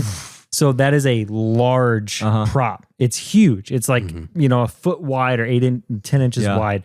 And they dropped it to give it that weight. That they used that same size one when it was dropped in the snow, and they have that close up, like that kind of like looking up the mountain, and they sort of pick the chain up through the ring. Yeah. There's a lot. Yeah. Such a cool. So yeah, cool MacGuffins. They do a good job of using forced perspective on that movie. Oh, unbelievable. Yeah. How do you think of that? Yeah. Does anybody want me to do my Smeagol voice? Yeah, I was waiting for it. I was over the Please. Oh, that was pretty good. Yeah, that's good. Thanks. Okay, let's move on to Hot Pocket. Hot Pocket. What is Hot Pocket, Nick? Well,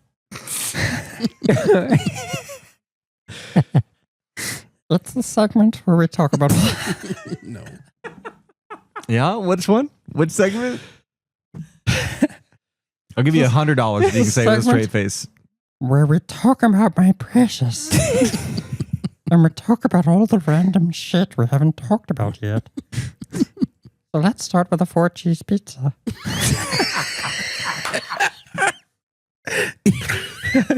Is that Smeagol? That was the most that was Smeagol on like sedatives. Look, Smeagol talking about 4-cheese pizza. I was trying to keep it like he's at like a fancy dinner and he's trying to like fit in, but he's Smeagol. I'm going to tell you guys later. I came up with the greatest stand-up comedy bit about Smeagol, but we're not going to talk about it here because it's too good. It's for our Patreon. Patreon members only. Patreon, yeah. Yep. Okay, so God help us, guys, because here's the thing. I was in a dark theater and I was working on this, and if someone saw my notebook right now, it looked like they'd be like, this person needs some help because it looks like... Oh, good. I was hoping you brought your notebook to the movie. I did, and here's the thing. You don't have like you don't have a screen, like distracting right. My people. brain didn't quite process the fact that like I was not going to be able to see shit. Did you write really big? Well, I kind of just was a little all over the place. Sometimes I wrote a few things over other things. So it'll be interesting. But we have decided to start with that fur cheese pizza. And it's gonna be cheese pizza. I want every Hot Pocket flavor of that voice all night. All right, I'm done for now. So when I saw the screening yesterday, now keep in mind this had been out for weeks at this point, or at least a couple weeks. I got a chicken jockey disclaimer at the start of the film that was like, don't fuck around during chicken jockey. Wow. Ooh. Yeah, it was like a strongly worded. Did you guys not get this? No. But good. No, for we the- went but- together. Yeah. No, we good. For, didn't. if I was a theater owner, you'd rest assured I'd have those signs all over my place for sure. Yeah, well, we at the old landmark, we got a stern warning that if you chicken jockey this, you're going to be chicken jockeyed your way out the door. Chicken jockey. So, okay, so you guys didn't get that. All right, No. great. Did you know that Hot Pocket actually at one point did a cheddar bacon potato? Sounds great. Why only at one point? Why not 'cause forever? it discontinued. Yeah. Why? I don't think Enrique had the spices. You know what you do with a baked potato, my friends? You ranch blast it. Yeah, you Yeah. do. And Greg has Can you imagine? plenty of ranch. We know Greg has got He's barrels full of ranch. and barrels of ranch, but Enrique is a little stingy on the spices. And there were some special ones on that cheddar bacon potato. But I want to talk genre here, and it's like I kind of made a little bit of a joke when we talked when I was introducing this movie about what the genre of this film was, because it seems to touch so many genres. What is the genre of this movie? Honestly, I don't even know. Honestly, I don't know what to call it. I really don't. Family movie. Yeah. Family. I'd call it a comedy. family movie. Yeah. Family comedy. Yeah. Same genre that Super Mario Brothers movie was, and I would not call that a kids movie. I'd call it a family movie. And Master of Disguise. Okay. Wait, what's that movie? Wait, what's that? You haven't seen the Dana Carvey vehicle, Master of Disguise? Oh, I've heard of this. Oh, it's insane. It's you. Yeah. You should watch it. Rip Yeah. Dana Carvey's career, man. Poor guy. I know. That Just- didn't end well, did it? He's just so mad. Mike Myers just. All right, you screwed guys him. ready for how Rotten Tomatoes ranks this movie in category? Kids and family / fantasy / adventure / comedy / action. It's definitely adventure. Yeah, I'd say adventure I'd for say sure. Yeah. fantasy as well. Yeah. Yeah. And demonic right. possession. I've never That's seen. right, you added I've that. never That's seen that Also, many back to back to It's- back to back to it's- back. Well, it's like 5 screenwriters and it's 5 genres. I mean, it's a movie made Yeah. by a committee. Unfortunately, It's a Yeah, genre sadly. bender. It's Yeah. a genre bender. well, I wouldn't go that far. Well, okay. That's I'm fine with that. Agree to disagree. No, I agree. No, I agree. To, Go fuck yourself. No, I agree to agree. I agree to agree. We're gonna move on to barbecue pork. We're gonna just zoom in on this note here. Okay, so the whole opening sequence, I yearned for the mines. Oh my god, this is the worst Weird part. Weird. It was the whole opening was so like it actually kind of worked. Like it made sense, but it was super stupid. I felt like I was getting fed the spoon. Yeah, One after it just another. Didn't make a whole. I did love the wolf like howling as Yeah. like the when it just said Minecraft. I thought that was pretty. Hey, cool. I mean that intro sequence, like the visuals of this movie were. I mean, I was blown away by how they visually took Minecraft as a movie. Well, yeah, sure. I think they did. I think did it was good. weird because it's funny that they we have the Super Mario Brothers movie, and then we have this. And why didn't they go full animation for this? Do you think they could have succeeded in that? I think. Or do you no- think they had to have the Jumanji? Bro, it's live aspect? action. Everything's live action these days. Live Yeah. action's where the money's at. That's why everything's getting Why? remade. Why is live action the thing that It's makes just, money? It's just what people want Is to it see because for you're some reason. connected to another human and you can see somebody and relate to that person? Maybe it's memes and culture and actors. Maybe that just is more selling. I don't know. Oh, I could see possibly, for the memes. But for sure. I will say, Nick, that if you can be so efficient with 7 minutes of film, especially if you want to build a world like Minecraft. And let me point to Lord of the Rings. There's a 7-minute introduction to those movies, and I'm not saying that you need 7 minutes because it's a long time. dare but you they compare this movie to- But I'm comparing it not because you have to be as good as Lord of the Rings, but look, they did it. Yeah, the right you're way, right? comparing So it let's to compare, a right? Let's mythical, see. world with Yeah. insane characters and insane context. also, did you look at Minecraft? It's an insane Yeah, exactly. world. It's very Minecraft it's very has similar. so much lore and Yeah. so much to draw on, and it's so there's so much there that, and then if you take the freedom to create a brand new story in that world, I'm just pointing to another movie that did it perfectly. I'm not saying this has to do it perfectly, but you could have done it a lot better than Minecraft did it. Mm-hmm. Very, very good comparison, Brian. That's our theme tonight. That's very good. So we're moving on to a mac and cheese. There's no meat in this A one. mac and cheese hot pocket. No, is that a problem? No, it's not. I've just never heard of it. Well, the crispy outer with the creamy mac and cheese inner, it's a perfect combination. I want to talk about the music for this film, and a lot of the music was done by Mark Mothersbaugh. You guys know who that is? I didn't know there was music to this movie. Devo. Oh, You guys know okay. Devo. Just whip it. Yeah.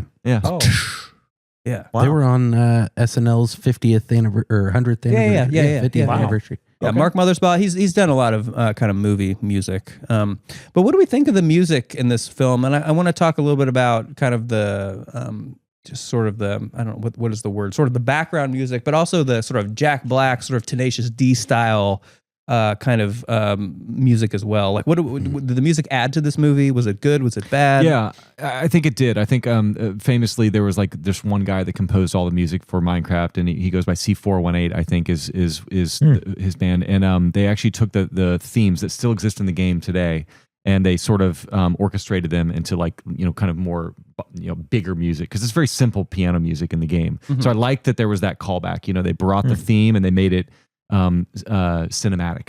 And then the Jack Black stuff was fine. Yeah, I thought that brought more energy. It brought more flavor. Like it. I mean, yes, it's memeable. It's exciting, like whatever. But I think it's Jack Black being Jack Black, and he brought Tenacious D and a different generation to this movie. If he didn't come do that stuff in this movie, I think people would have been let down. I think you're Jack Black. You're in a family movie, and there's music. You better put. This, you better. Yeah, this is deliver. the best Jack Black I've seen in many years. That's me personally saying that for Jack Black. So Yeah, School of Rock. Fans of School of Rock. Oh, yeah. guys. Yeah, Fans? very good. Yeah. Do you want to explain Tenacious D and like why that's influential? So Tenacious D was Jack Black and Kyle Gass, and they put out some albums and were really big in the aughts, late aughts, I'd say, early teens maybe. So Jack Black is an actor and musician, and so typically most of his movies he does some like think about High Fidelity. He sings, he dances in that. You've got School of Rock. The classic I'd say that's probably his apex is he's a leading man in that movie. But you take things like Super Mario Brothers. There's the Peach song, right? It's very much you're going to get music when you've got a performance from Jack Black. I was very disappointed that they didn't nominate Peaches for a Academy Award. I told Crosby about that this weekend, and I had him listen to the tribute. Oh song, God, tribute is. and I was like, dude, just listen to this song. Him and his neighbor girl that he hangs out with, and we were driving to school in the morning, and I was like, all right, we got to listen to this song. We got to listen to the Jack Black songs, classics. If you're listening to this and you still are not sold, just go listen to Tribute by Tenacious D. Yeah, and if you're not on board, you never will be, which is fine if you're not, but it's great. We're going to move to a Buffalo Chicken Ranch, and I want to talk Sizzler. Oh, I love the fact they showed a Sizzler in the movie. yeah. Didn't they? Did they show a storefront or a logo or something? No, but they brought up Sizzler. I thought don't they remember brought it seeing up. I might have been scratching in the dark in my notebook. I'm pretty sure they showed. I remember them saying store. Sizzler. Sizzler, guy. Let's just talk So about it for good. at least 7 minutes. Sizzler. Sizzler, Ponderosa. I remember fondly. Ponderosa was, I felt like not quite. I feel like Ponderosa had more steak, more meats. It was more. We were meaty. a Ponderosa family. We were too because they had the Ponderosa was buffet. fine. Ponderosa Yeah, was you raise Sizzler- your fork and you want more steak. Sizzler had buffet too. Right? I know. I'm not. I knocking know on it Sizzler. had buffet. We. I was a buffet We family. yearned to visit the Sizzler. We went to the Ponderosa more often. They both The had Sizzler was good. buffets. I remember Sizzler had a very good shrimp. Excellent shrimp at the Sizzler. Excellent mac and cheese at the Sizzler. Excellent dessert bar at the Sizzler. Everything was That's a rare thing. Usually, but dessert bars at buffets are kind of garbage, right? Yeah. They're kind of the weakest Sizzler part. had a hot dessert bar, and I do mean hot literally. Yeah, like hot There fudge. was hot fudge. Hot plates, yeah. Yeah, there were lots of hot things. Hot brownies. My favorite part about the old experience was that the smoking section and the non-smoking section we're separated by nothing. Right. If you smoke over there, if you don't go over there, Yeah. And then they're like, all right, and now eat our slop. you just don't have smoke right in your face. I miss Is the this days, chicken or beef? I miss the days of sitting in Sizzler right next to the smoking section, getting a little bit high on the nicotine, then just walking over to service merchandise. Service merchandise. Or H.H. Oh my Greg. God, H.H. Greg get a washing Yeah. machine. Oh yes. because Test out the stereo systems. because over at Eastgate Mall. Yeah. Smoking or non-smoking? the Sizzler was right next to the service merchandise for the record. Service merchandise. I forgot all about that. Wow. Yeah, I was there often. We're gonna move on to a beef taco. Ooh. It's not going to be a very sexy beef taco. It's a family movie, Ben. It's a family film. Chicken jockey. I hate to. Just cheese and beef only. I do want to talk about Momoa's Firebird, though. Damn, that was a cool car. Yeah. That's a sick car. That's a sick car. I feel like I don't see enough Firebirds out these days. I don't either. They just didn't last. I noted the American Nick muscle. about the Firebird. The Firebird was dope. I also just his whole sort of aesthetic. Kind of had the Macho Man Randy Savage yeah. kind of aesthetic going on with the tassel jacket, the pink jacket. Yeah, the pink. It's very cool. The glasses. Don't make me add points just for Momoa sending it on this character. He didn't send it. He was written well and costume designed well and mocked up well. I don't Yeah. think I don't think Outside of Aquaman, I mean, where else has he been cast perfectly? I feel like it was so good. maybe he's just not a great actor. I don't know. We're gonna move on to a Southwest chicken. So, and it's got some spices from Enrique. Oh, thank you, Ricky. What spices are included in the Southwest chicken? Gris. I'm gonna go Thank God I didn't get put on the Salt. spot for that one. salt and pepper. No. Wow. All right. Ask me. All right, Grizz is not Enrique. Okay, but we can't expect anyone to be Enrique. Yeah, nobody can be Enrique is Enrique.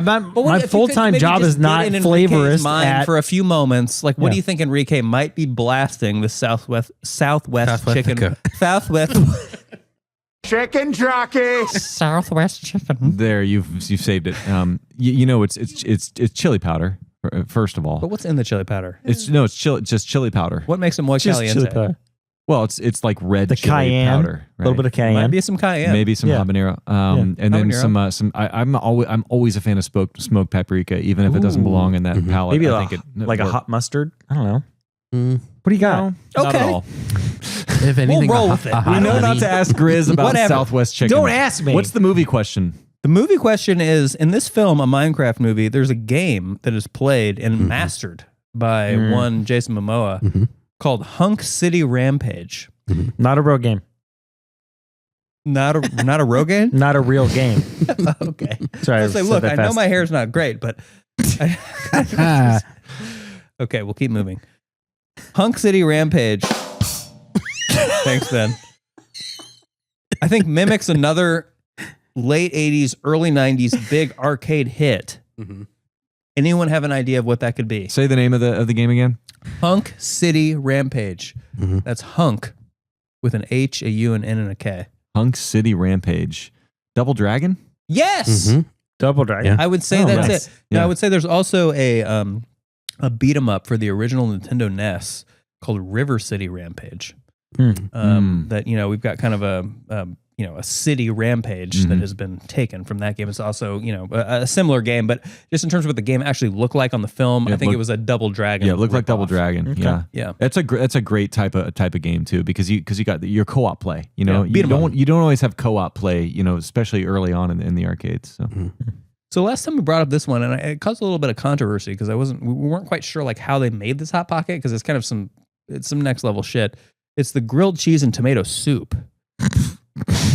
God, I can get behind that. You can't get behind it. I can get behind I that. can get really behind Absolutely. it. I feel like Enrique dunks each one individually in tomato soup. I feel like the more we talk about hot pockets, that shows how little we care about this movie. And the less likely it is we'll get a hot pocket sponsor. True. Also, What? Where were we? Okay. we were having a soup hot pocket. We were having a tomato soup hot pocket. So, I was looking around Momoa's vintage game store, Yeah, tell me.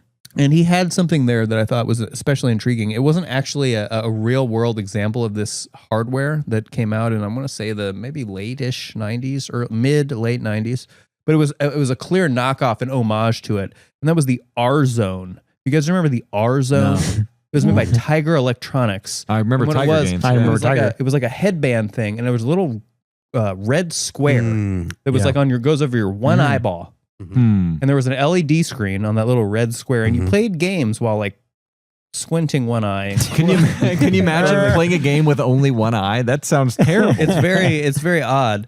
But he had kind of an R Zone ripoff, which I just thought was interesting because I want an R Zone like now. Yeah. I mean, that shop. I mean, there were people looking at that shop, Yeah. just like salad. I mean, there were probably loaners donated to that shop that populated it out. That were like, I mean, the amazing things that corner none of us shop gave me the appreciate. Flynn's arcade kind of style from Tron. That gave me the idea a little for bit, it. yeah. And then I'm sure there's inside references, but also like who knows if they can get the licensing for certain things. Yeah, it wasn't a real So, like, R Zone. It was, maybe but it was clearly like a maybe knockoff. they gave it had a like the little knockoff. red square, the one eye thing. Like Same it was, with the Double Dragon, like the reference to what the game. That yeah, he it was an expert at. obvious reference to Double Dragon. Yeah. So interesting how they were kind of like playing off this vintage video game shit that I know some people who are into vintage gaming would recognize this, but they probably Is that the audience for this couldn't use movie, the though? real stuff. Well, just unfortunately, it was just a little on the nose for Yeah. me. yeah, that's fair. Spicy jalapeno chicken. Jennifer Coolidge. I want to talk Coolidge. She was a little spicy in this film. Yeah. Let's just get into that B story, guys. with the townspeople. Yeah. with the townsman. The villager. Oh my god. The villager, I can't abide that. That was That uncanny was so valley. funny. That was Strange. disgusting. Honestly, Dude, that fucking took me out of the whole thing. Like, was no one so knows that gross. there's a villager from a video game walking around in normal life and no one questions it. I question my What? my 12-year-old son laughing at those moments, thinking, "Wait, like It just made no sense. They could have. He could have been. She could have kept him a secret in her house because she fell in love with him, and that explains why no one bats an eye as to No. why there's this weird. I just thing. like that they're out at like Texas Roadhouse, just fucking having dinner.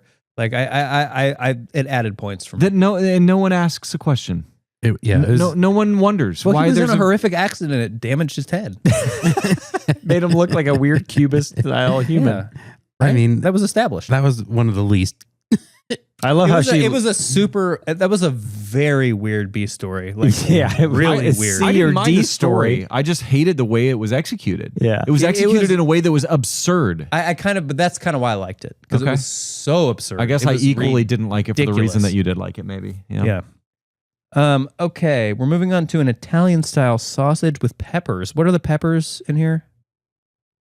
Italian style. What was it? Italian. It's Italian. It's an on- Italian it's gonna style. be onion. Uh-huh. Red pepper. It's There's gonna a red be pepper. red pepper. Red pepper. A lot of various bell peppers, I think. Yeah, And can yellow, it be green. blasted with red pepper flakes? We could blast it carefully. Careful. I think Enrique would be Fine, fine. finely grated. Yeah, finely grated. What the fuck did I write here? Oh boy. Fun service? Fan service. Fan service. Yeah. Brian, This is you're thank the you, one. finally. You're the one that knows this fucking game. Yeah. Talk to us about the fan service. A chicken jockey is apparently a thing in the game. Tell us about that. Tell us about other. Tell us about other things. Why did theaters across the country explode with Brian, popcorn just tell us. and soda? Tell us. Was the fan service good? Was it bad? What happened? Well, clearly it was effective because people are trashing theaters across America. Number one, nobody gives a shit about a chicken jockey. I mean, yeah, baby zombies are harder to kill than normal, but I just feel like of all the things in Minecraft, sure, fine, it's great. I love that that's a meme. I love that people are gravitating to that. But also, like I mentioned earlier, you could have swapped any other IP out with Minecraft. You could have made this exact story beat for beat.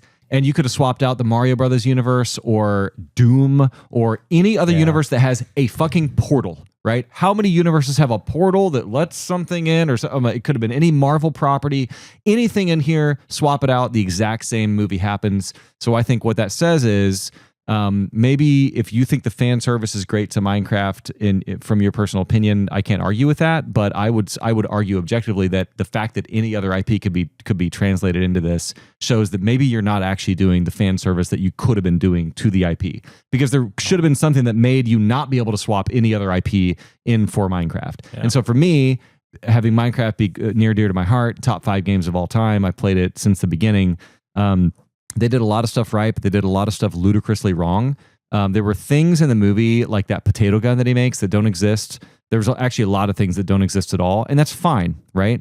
But it's not like they ran out of things and had to create more things. They just didn't use things at all in the Minecraft movie, and they made other things in their place. And I think the last thing I'll say on that is I think that what that points to is they wrote the story first, and then they pigeonholed Minecraft in. Instead of saying, okay, this is Minecraft, we're going to write the story around Minecraft. That was the signifier for me. Yeah, I think it's hard because you're trying to attach Minecraft specific things to the storyline, the basis of the story. Then you had Easter eggs, or you had callbacks, or you had things for the fans. Do you think it was beneficial to brand, people in their 30s, 40s, 50s, 60s that went with their kids to go see this movie? Do you think it drove them to play the game, or did it matter? Well, from my own experience, my 3 kids came home and immediately played Minecraft that day.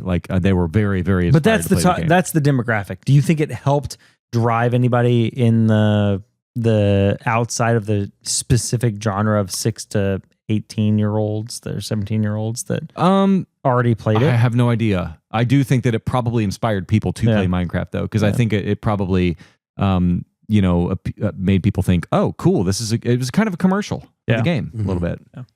Is there really an overworld and underworld? Yeah, there's an overworld and a nether. So those two things Netherworld, exist. okay. Yeah. Yeah. I've never played that. I have no idea. So like a lot of the stuff, I was like, sure.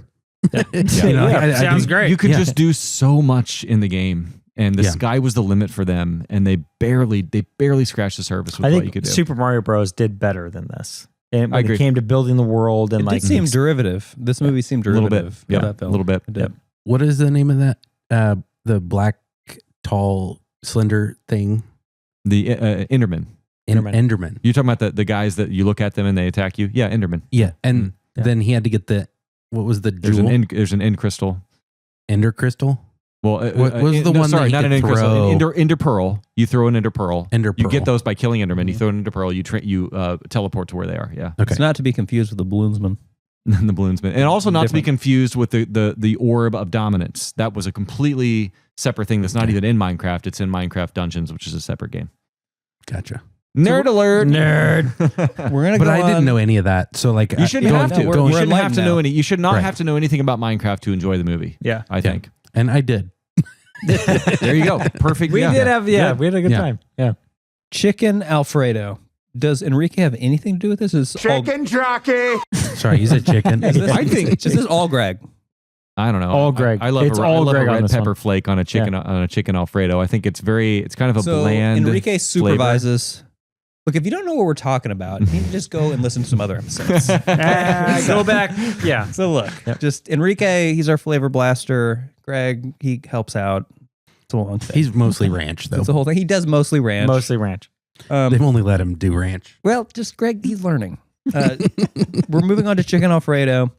Who has the better hair, Momoa or Black? Jack Black, over decades of doing this, has better hair. Right? He's a Jason Momoa rocker had- through and through. Momoa had really good throwback kind of 80s hair, but Jack Black had that salt and pepper beard. Yeah. It's so fucking debatable. Ben, what do you think? I think Jack Black. As a man with a salt and pepper beard. I'm going with Jack Yeah. Black too, only because of the beard. Jack Black. The beard brought it The over beard the brought top. it But over. Momoa had great. Nope, just no disrespect to his hair game. It was No. excellent. But you strip Yeah. everything away from Yeah. Momoa to you just have him, no glasses, no shtick. And Jack Black is already stripped away. And Jack Black's hair is better. He doesn't need the glasses and the coat and everything. He's got that. That's fair. Okay, He's got that Yeah, personality. It's right? tough. It's neck and that's why I asked. It's Yeah, neck and good neck. question. Moving on to a mozzarella and marinara, but there's no meat. It's okay. Mozzarella and marinara. Okay. It's like a cheese stick. You did Yeah, the you fried guys- cheese Yeah, stick. exactly. It's a cheese. It's a giant fat. Hot Pocket knows what the fuck Cheese they're doing. Sounds good. Sounds delicious. I want to talk about the forearm handshake. I think we caught that in. Wasn't that maybe in a previous? Was that in Troy maybe or like wanna one of those say type Rocky. of movies? Was it Rocky? Rocky. Okay. When Doesn't yeah. Apollo Yep. Creed and Rocky? Yep. Don't they do like kind of And a they- forearm? I They love a did, forearm handshake. Just- Yeah, it's yes. It's so badass. It's And I definitely feel like Troy. it just. And I think Is it it probably Troy? happens Yeah. in Troy too. Because I remember Yeah. seeing the arm guards that they Yeah. had on. Yeah. Yeah. So this makes so much sense. We're going sriracha chicken, and we're going to talk lava chicken. La la la lava, chicken. Steve's lava chicken, yeah, it's tasty as hell. Brian's loving this. Not as good as teriyaki boys. It's good. That was good. It's not, well, nothing's quite as good as teriyaki. Boy. That's a special thing, but That is good. I could just listen to that all night. That's so good. All night. What if we had teriyaki? We're lava talking chicken? about lava chicken, and guys, lava chicken, go in. I went pee during that scene. You went pee during this scene? I did. You took a pee break? That was I early. had to pee. I couldn't get past just the brilliance of how short and just efficient that song was. It was 15 seconds or less, 20 Pretty seconds quick. tops. Pretty quick. Yeah. And then just the visual of him like grabbing and ripping off the chicken leg and then biting into it. I've seen a lot of TikToks now that people are reenacting that and building that chicken and like doing it and cutting it. It still looks good. So I'll have to watch it again. How about a chicken club? Chicken jockey. What's on the club? turkey, bacon, It's on like in the crust. Lettuce, it's tomato. like a sourdough. Well, mayo. It's a sourdough mayo crust. for sure. Spicy mayo if you're, edgy. I want to talk about Chungus. Okay. I love You mean Chugless? Chuglet? Chuglets. You talking about the Idaho city? Chugless? Chungus? No, Chungus. Chungus I was I thought it was Chugless. You're not talking about the city. You're talking about a character? Yeah. character's name. Character. Oh, my bad. Chungus. Okay. Chungus. My son is all about You don't it. remember Chungus? No, I remember Chugless. He was kind of the number 2. It was the city that they lived in the movie. Chungus was kind of Dr. Evil's number 2. Oh, that was his name. Okay. He was, well, yeah, it was called Chungus. I didn't He had kind catch of that. that surfer dude kind of thing going on. Who the? Wasn't Smeagol. Who are you talking about? Not Smeagol. Chungus, the bad guy. He was the fat pig bad guy. Oh, that the comes pig. after. Okay. Okay. Yeah. Yeah. Got you. Chungus. The great hog. Okay. Yeah. The great, yeah. Got you. I didn't not catch his name was Chungus. I don't know how you know that. Because they said it like 35 times. Yeah, my son laughed every time it said it. Anyways, Where was I? I thought his voice was hilarious. He was one of the funnier parts of the movie. He was just kind of laid back and cool, but he was. Oh, like not the great hog. The just little bit bigger piglin. I got you. I'm with you now. I'm with you. Whoever Chungus is. Sure, I'm with you. Yeah. Okay. I'm with you. Okay. Did we like Chungus? I liked his voice. I loved it. Because when you talked about his voice, I do remember he kind of had that kind of like sort of like higher like sort of It's kind of like, yeah, dude. Like, it's kind of like a, yeah. He was Chungus. fine. Yeah. He was Yeah. fine. Good to see you, dude. Okay, that was. I still may Chungus. have no idea who you're talking about. I might watch this movie again and go, oh, that's who it was Will you talking watch about. it again? Nope. Just Chungus. Wow. Cheddar and broccoli. We're moving on from Chungus. This movie had kind of like, upon further reflection, an inordinate amount of action. There was a lot of action in this movie, a lot of physical comedy, but also just action as well. I mean, it was in the category of film. It was, an described as action-adventure. action and so adventure. I guess my question is, especially given the sheer amount of action in this film, was the action good in this movie? Did you guys like the action? Did you think it was funny, interesting, added to the film? Because there was a lot of it. Pacing was off. Pacing, well, the pacing never changed. Yeah. It was just like complete, turned to 99%, like the entire thing. It was belabored. Think about the man sandwich when they went through that hole in the bridge. Oh, that below was the our net. next topic. Well, I'm just saying like that to me, that was like during one of the big pivotal action scenes. And it's like, it could have been funny, but they just focused on it way too long and it kind of drug out and you kind of lost the anticipation. Well, let's move right into that. And we're going to Let's go call it right a in. roast beef and cheddar because I think that makes a lot of sense. And I want to talk about Jack Black riding Momoa.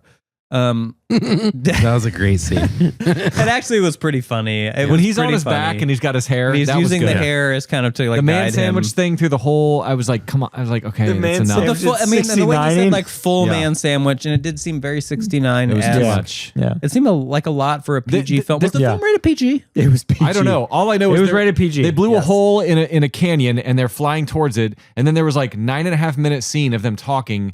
And then they cut back to the hole and they're the same distance from it. And I'm like, just go, just finish. I'm sorry, but the 69 scene with those two and the Coolidge, Jennifer Coolidge. Jennifer Coolidge scenes, like how this was still PG, I have no idea. But No idea. it A was. little too sexual for Gris.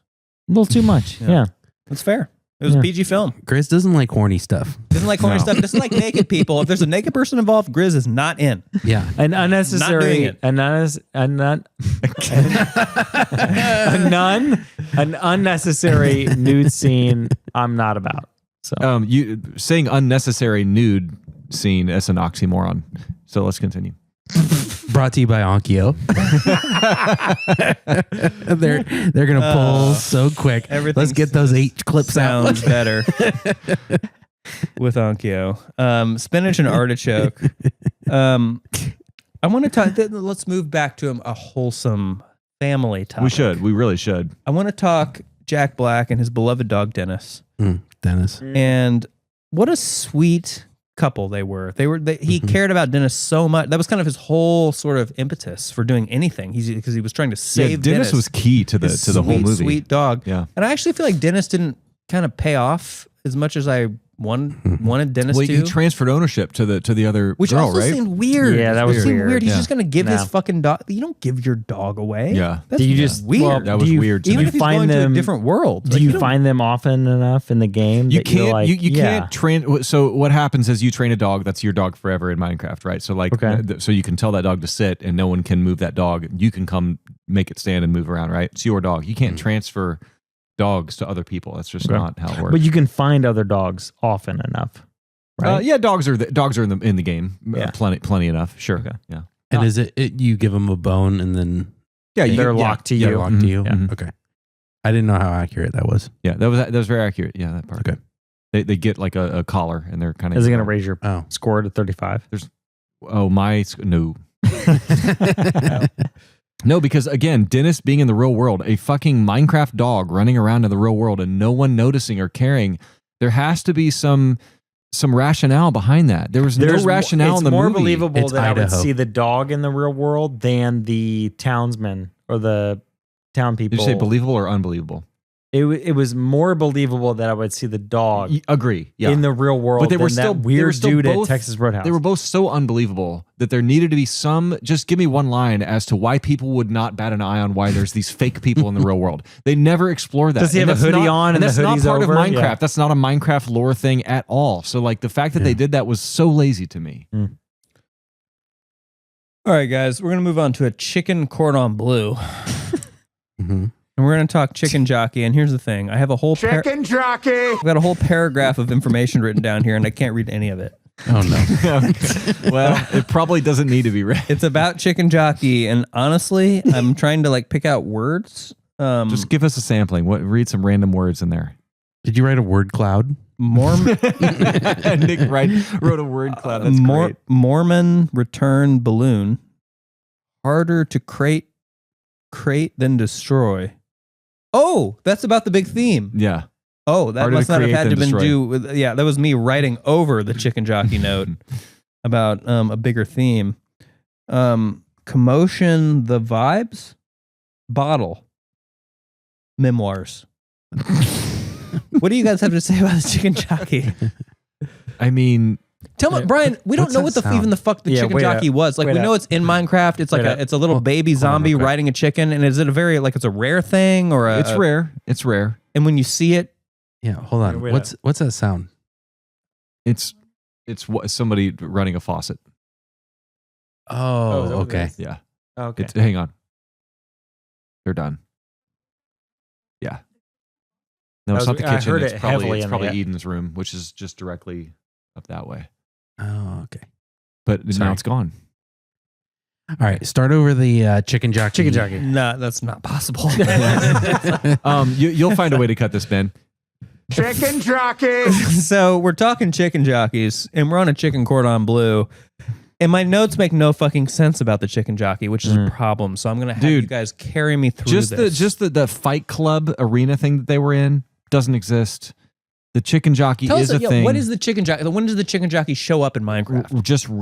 Just very randomly when you're fighting mobs at night. I mean, it's just you fight them, and that's it. There's nothing special. They're harder. Other than they're rare and they're a little harder to kill. Yeah. But it's nothing. I mean, this game has ender dragons and creakings and withers and wardens and all these crazy creatures that have these crazy effects. And a chicken jockey? Chicken jockey. The kids liked it. Yeah, Kids kids loved loved it. Crosby was all about it. So Well, hey, let me just tell you a little piece of truth. Kids are stupid. Well, yeah. Yeah. I mean, it's science. Barbecue pulled pork is what we're on to next. mm. And I want to talk about that, the kind of the knife gag at the end. I thought that was the funniest gag. That in the was whole second best movie. part of the movie. Oh, I thought that was the best part of the movie. so good. You gonna stab me with your little knife? They did it like 4 times. It was very funny. It's because we thought there was going to be like a moral, like, oh, she's going to say something, and there's going to be this thing, and it was Right. just a gag, and you're right. like, yeah, it was just I some love stupid gag. And so, for reference, we're talking about Jack Black, kind of at the very kind of sort of at post climax denouement, if you will, Ooh, where fancy. he's talking with our villain, and she kind of says she won't stab him, but she actually She's does dying. have She's a like, knife, wait. and she wants- She, come closer. I just She want to. actually- And he's like, are you going to pull out a little knife? Yeah. And she's like, she tries to get him, and he's like, I knew it. It happens several times. He just goes, it's so good. It's actually pretty. It's keeps pretty going funny. on it. It's pretty funny, but it's funny you brought up the moral, because I want to move on to this deluxe pepperoni pizza. And what makes it deluxe? The pepperonis are thicker, first of all. Yeah, a little spicier. And then maybe you've got round medallions of pepperonis and also And then cubes cuts of of pepperonis. green Which is a pepper. perfect example of Minecraft. Circles and squares. Mm. wow. Mm. I We feel may like have there's just found the little most cube perfect cuts of Wow. peppers Time as to- well. Green peppers. Perfect last one. So I feel like the moral was kind of Last one. Now, Brian, I agree that it was weak. Kind of the overall message about creativity, right? It Yeah. didn't really come through as much as they would like it to. But I think ultimately the moral of this film was like, make stuff. Like, it's good to Mhm. be creative. It's good to make Yeah. things. It's good to make things that are Out of you know, nothing, from something. Yeah, and that kind of vibe with your personality, and you just make them because you want to make them. And like, I feel like this movie did not kind of talk about that enough or sell that enough. But they really leaned into it at the very end. They talked about it too I much. They think didn't, it they didn't got- show it at all. I think it got overshadowed by the physical comedy of Jack Black and Jason Momoa, to be honest. yeah, I agree. I think it got overshadowed visually and integrally to the, And you've got that theme, but then you've got the boy who sort of has his arc, and then you've got Yeah. Jason Momoa who sort of has his arc, and neither of them outshine the other. So you're not really sure who this movie's about. Yeah. So that theme being central, they talk about it a lot. They wish that they could show that more. I mean, when you go watch the movie, they think that that's what they're all about, but they don't show anything interesting or unique. So it's just Sure. funny that it's Yeah. like a tell don't show type of deal. Okay, now, Gris, this is for you, and it's shrimp scampi. Do we trust Hot Pocket shrimp? Yes, we do. Mm-hmm. No, absolutely. Yeah. Yes, we do.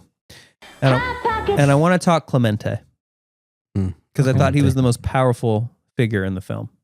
Jennifer Coolidge's Yeah. fiance, Mm-hmm. ex-fiance. You guys don't remember Clemente? Yeah. Comente. Yeah. The art teacher, gym teacher, Yeah. Mm-hmm. he was amazing. So I would like He a had a pager. Clemente, like a sub story, just a whole series, a whole TV show about I'd watch Clemente it. would be An great. entire show around how his, he's just built up from what do you call those? Side characters or background characters or I forgot. NPCs. Yeah, there you go. NPC. Yeah, NPCs. Sure. It's a video game movie.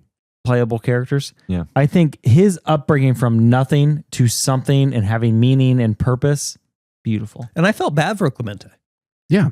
Like, I felt Oh, like he had the world at his absolutely. fingertips. Yeah. He had a loving wife, Yeah. an amazing career, and that's all just pulled out from under him by this greedy, square-headed villager. Yeah. It's weird. And It's I kind of a didn't- weird B story. It was weird, and it was weird. I'm Team Clemente. Yeah. I liked Clemente. I Yeah. felt he was wronged. Yeah. Anyway, guys, there's still a hot and spicy chicken left if we want to hit it. Chicken jockey. You give me, because I've hit all my points. Yeah, it's hot and spicy. What is Enrique blasting usually hot and spicy with? It's usually a little bit of jalapeno, obviously. I'd say like a cayenne. What I feel like he's been kind of Heavy kind of can. moving slowly into Carolina Reaper. Like he's just Oh, sprinkling geez. a little bit. Just muddying the waters a little bit. See if Little people. bit. It's Enrique. It's he's- Enrique, Yeah, yeah. He knows how to do it just he a little knows bit. He knows his spice levels. He does. Okay, we're gonna shut the fuck up here soon. We're almost done with this episode of Critical Mess. But before we close this episode and this fine Hot Pocket segment, Hot Pocket.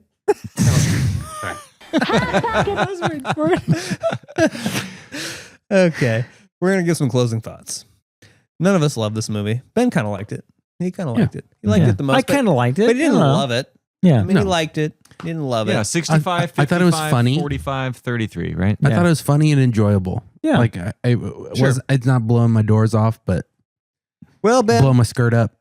Okay, Ben. Whoa. I'd love to see up that skirt, Ben. Well, I'd love to see up it. except this is a children's film, so we're gonna just keep it PG. Here. Keep it PG. That escalated quickly. I think overall, I think I had a lot of fun with it. I brought my kids. We've literally talked about it every day since we saw it 2 weeks ago. And I think it's a lot of fun. It's very topical. It's very now. It's very in the moment. But is it something they're going to remember like we do of the classics that we remember that are like shit on by critics now? Like Super 20, Mario Brothers, 30 yeah. years. Yeah. 20, 30 years later. Maybe not. I don't know. No, I don't think so. Yeah, maybe not. I don't know. And I think it's tough because time tells. And so for me, it was a lot of fun. I still I can't bring it up a single point from 55. Yeah. And there's more video game movies now because there's more video games to make movies of. Yeah, sure. And then there's just more movies. So, Yeah. both of those. I will say that this movie started off on the wrong foot. Like I said, 5 screenwriters. When I saw 5 screenwriters, I'm just like, how do 5 people write a movie? First of all, and second of all, like it's good. You have a tall order to make a good video game adaptation or Disney live action remake or superhero movie. Those 3 genres, you've got to do something special because there's too many of those movies out these days. I just thought it was unrealistic. The pacing was bad. Character motivations were bad. And it just really lacked creativity for me. So nothing that really brought it above 33. Yeah. Well said. Well said. Smeagol, what do you think? Well. No, I thought it was, guys, I don't know. There's better video game movies. I just wasn't that familiar with Minecraft, honestly. And just as a standalone kind of film, Jack Black's kind of funny. Jason Momoa kept me a little bit entertained. We didn't talk really at all about the kid, like the main character. The girl was. Yeah. Both the child actors. Child actors were rough. They were just forgettable. Yeah, they weren't great. So it's not a terrible movie, but it's not a great movie. Yeah, it's not a terrible movie for if sure. you're like 9 and like Minecraft, like, or go if for you're it. Go for it, 42 and you've got a 9-year-old, yes. that's another great use case. Sure, but not a great movie. Yeah, and I probably won't ever watch it again. Never. Okay, I will. Yeah, Ben will. Actually, I do need to watch the. I wanted to go see it again, but I need to see the chicken lava scene that I went to the bathroom on. That's the one part I'll watch. Yeah, you need to watch that. I missed it. Hey, There you go. Thank you. So glad we got that in. Mm-hmm. Thanks. All right, we're done here. This is Critical Mess. We're doing another movie, and I don't know. Do we have another movie ready? We do have one ready. I think it's You ready for Gris's this? turn to Do have pick. one ready. What's it gonna be? What's it gonna be, Gris? Guys, it's from our year, Lord and Savior, 2000. Okay. Oh, I like it already. Comedy action starring Okay. Nick Cage from the year. Gone in 60 seconds? Wow. Yes. I am so glad we're doing this So one. excited about Let's this. go. Is it comedy? Unintentional comedy?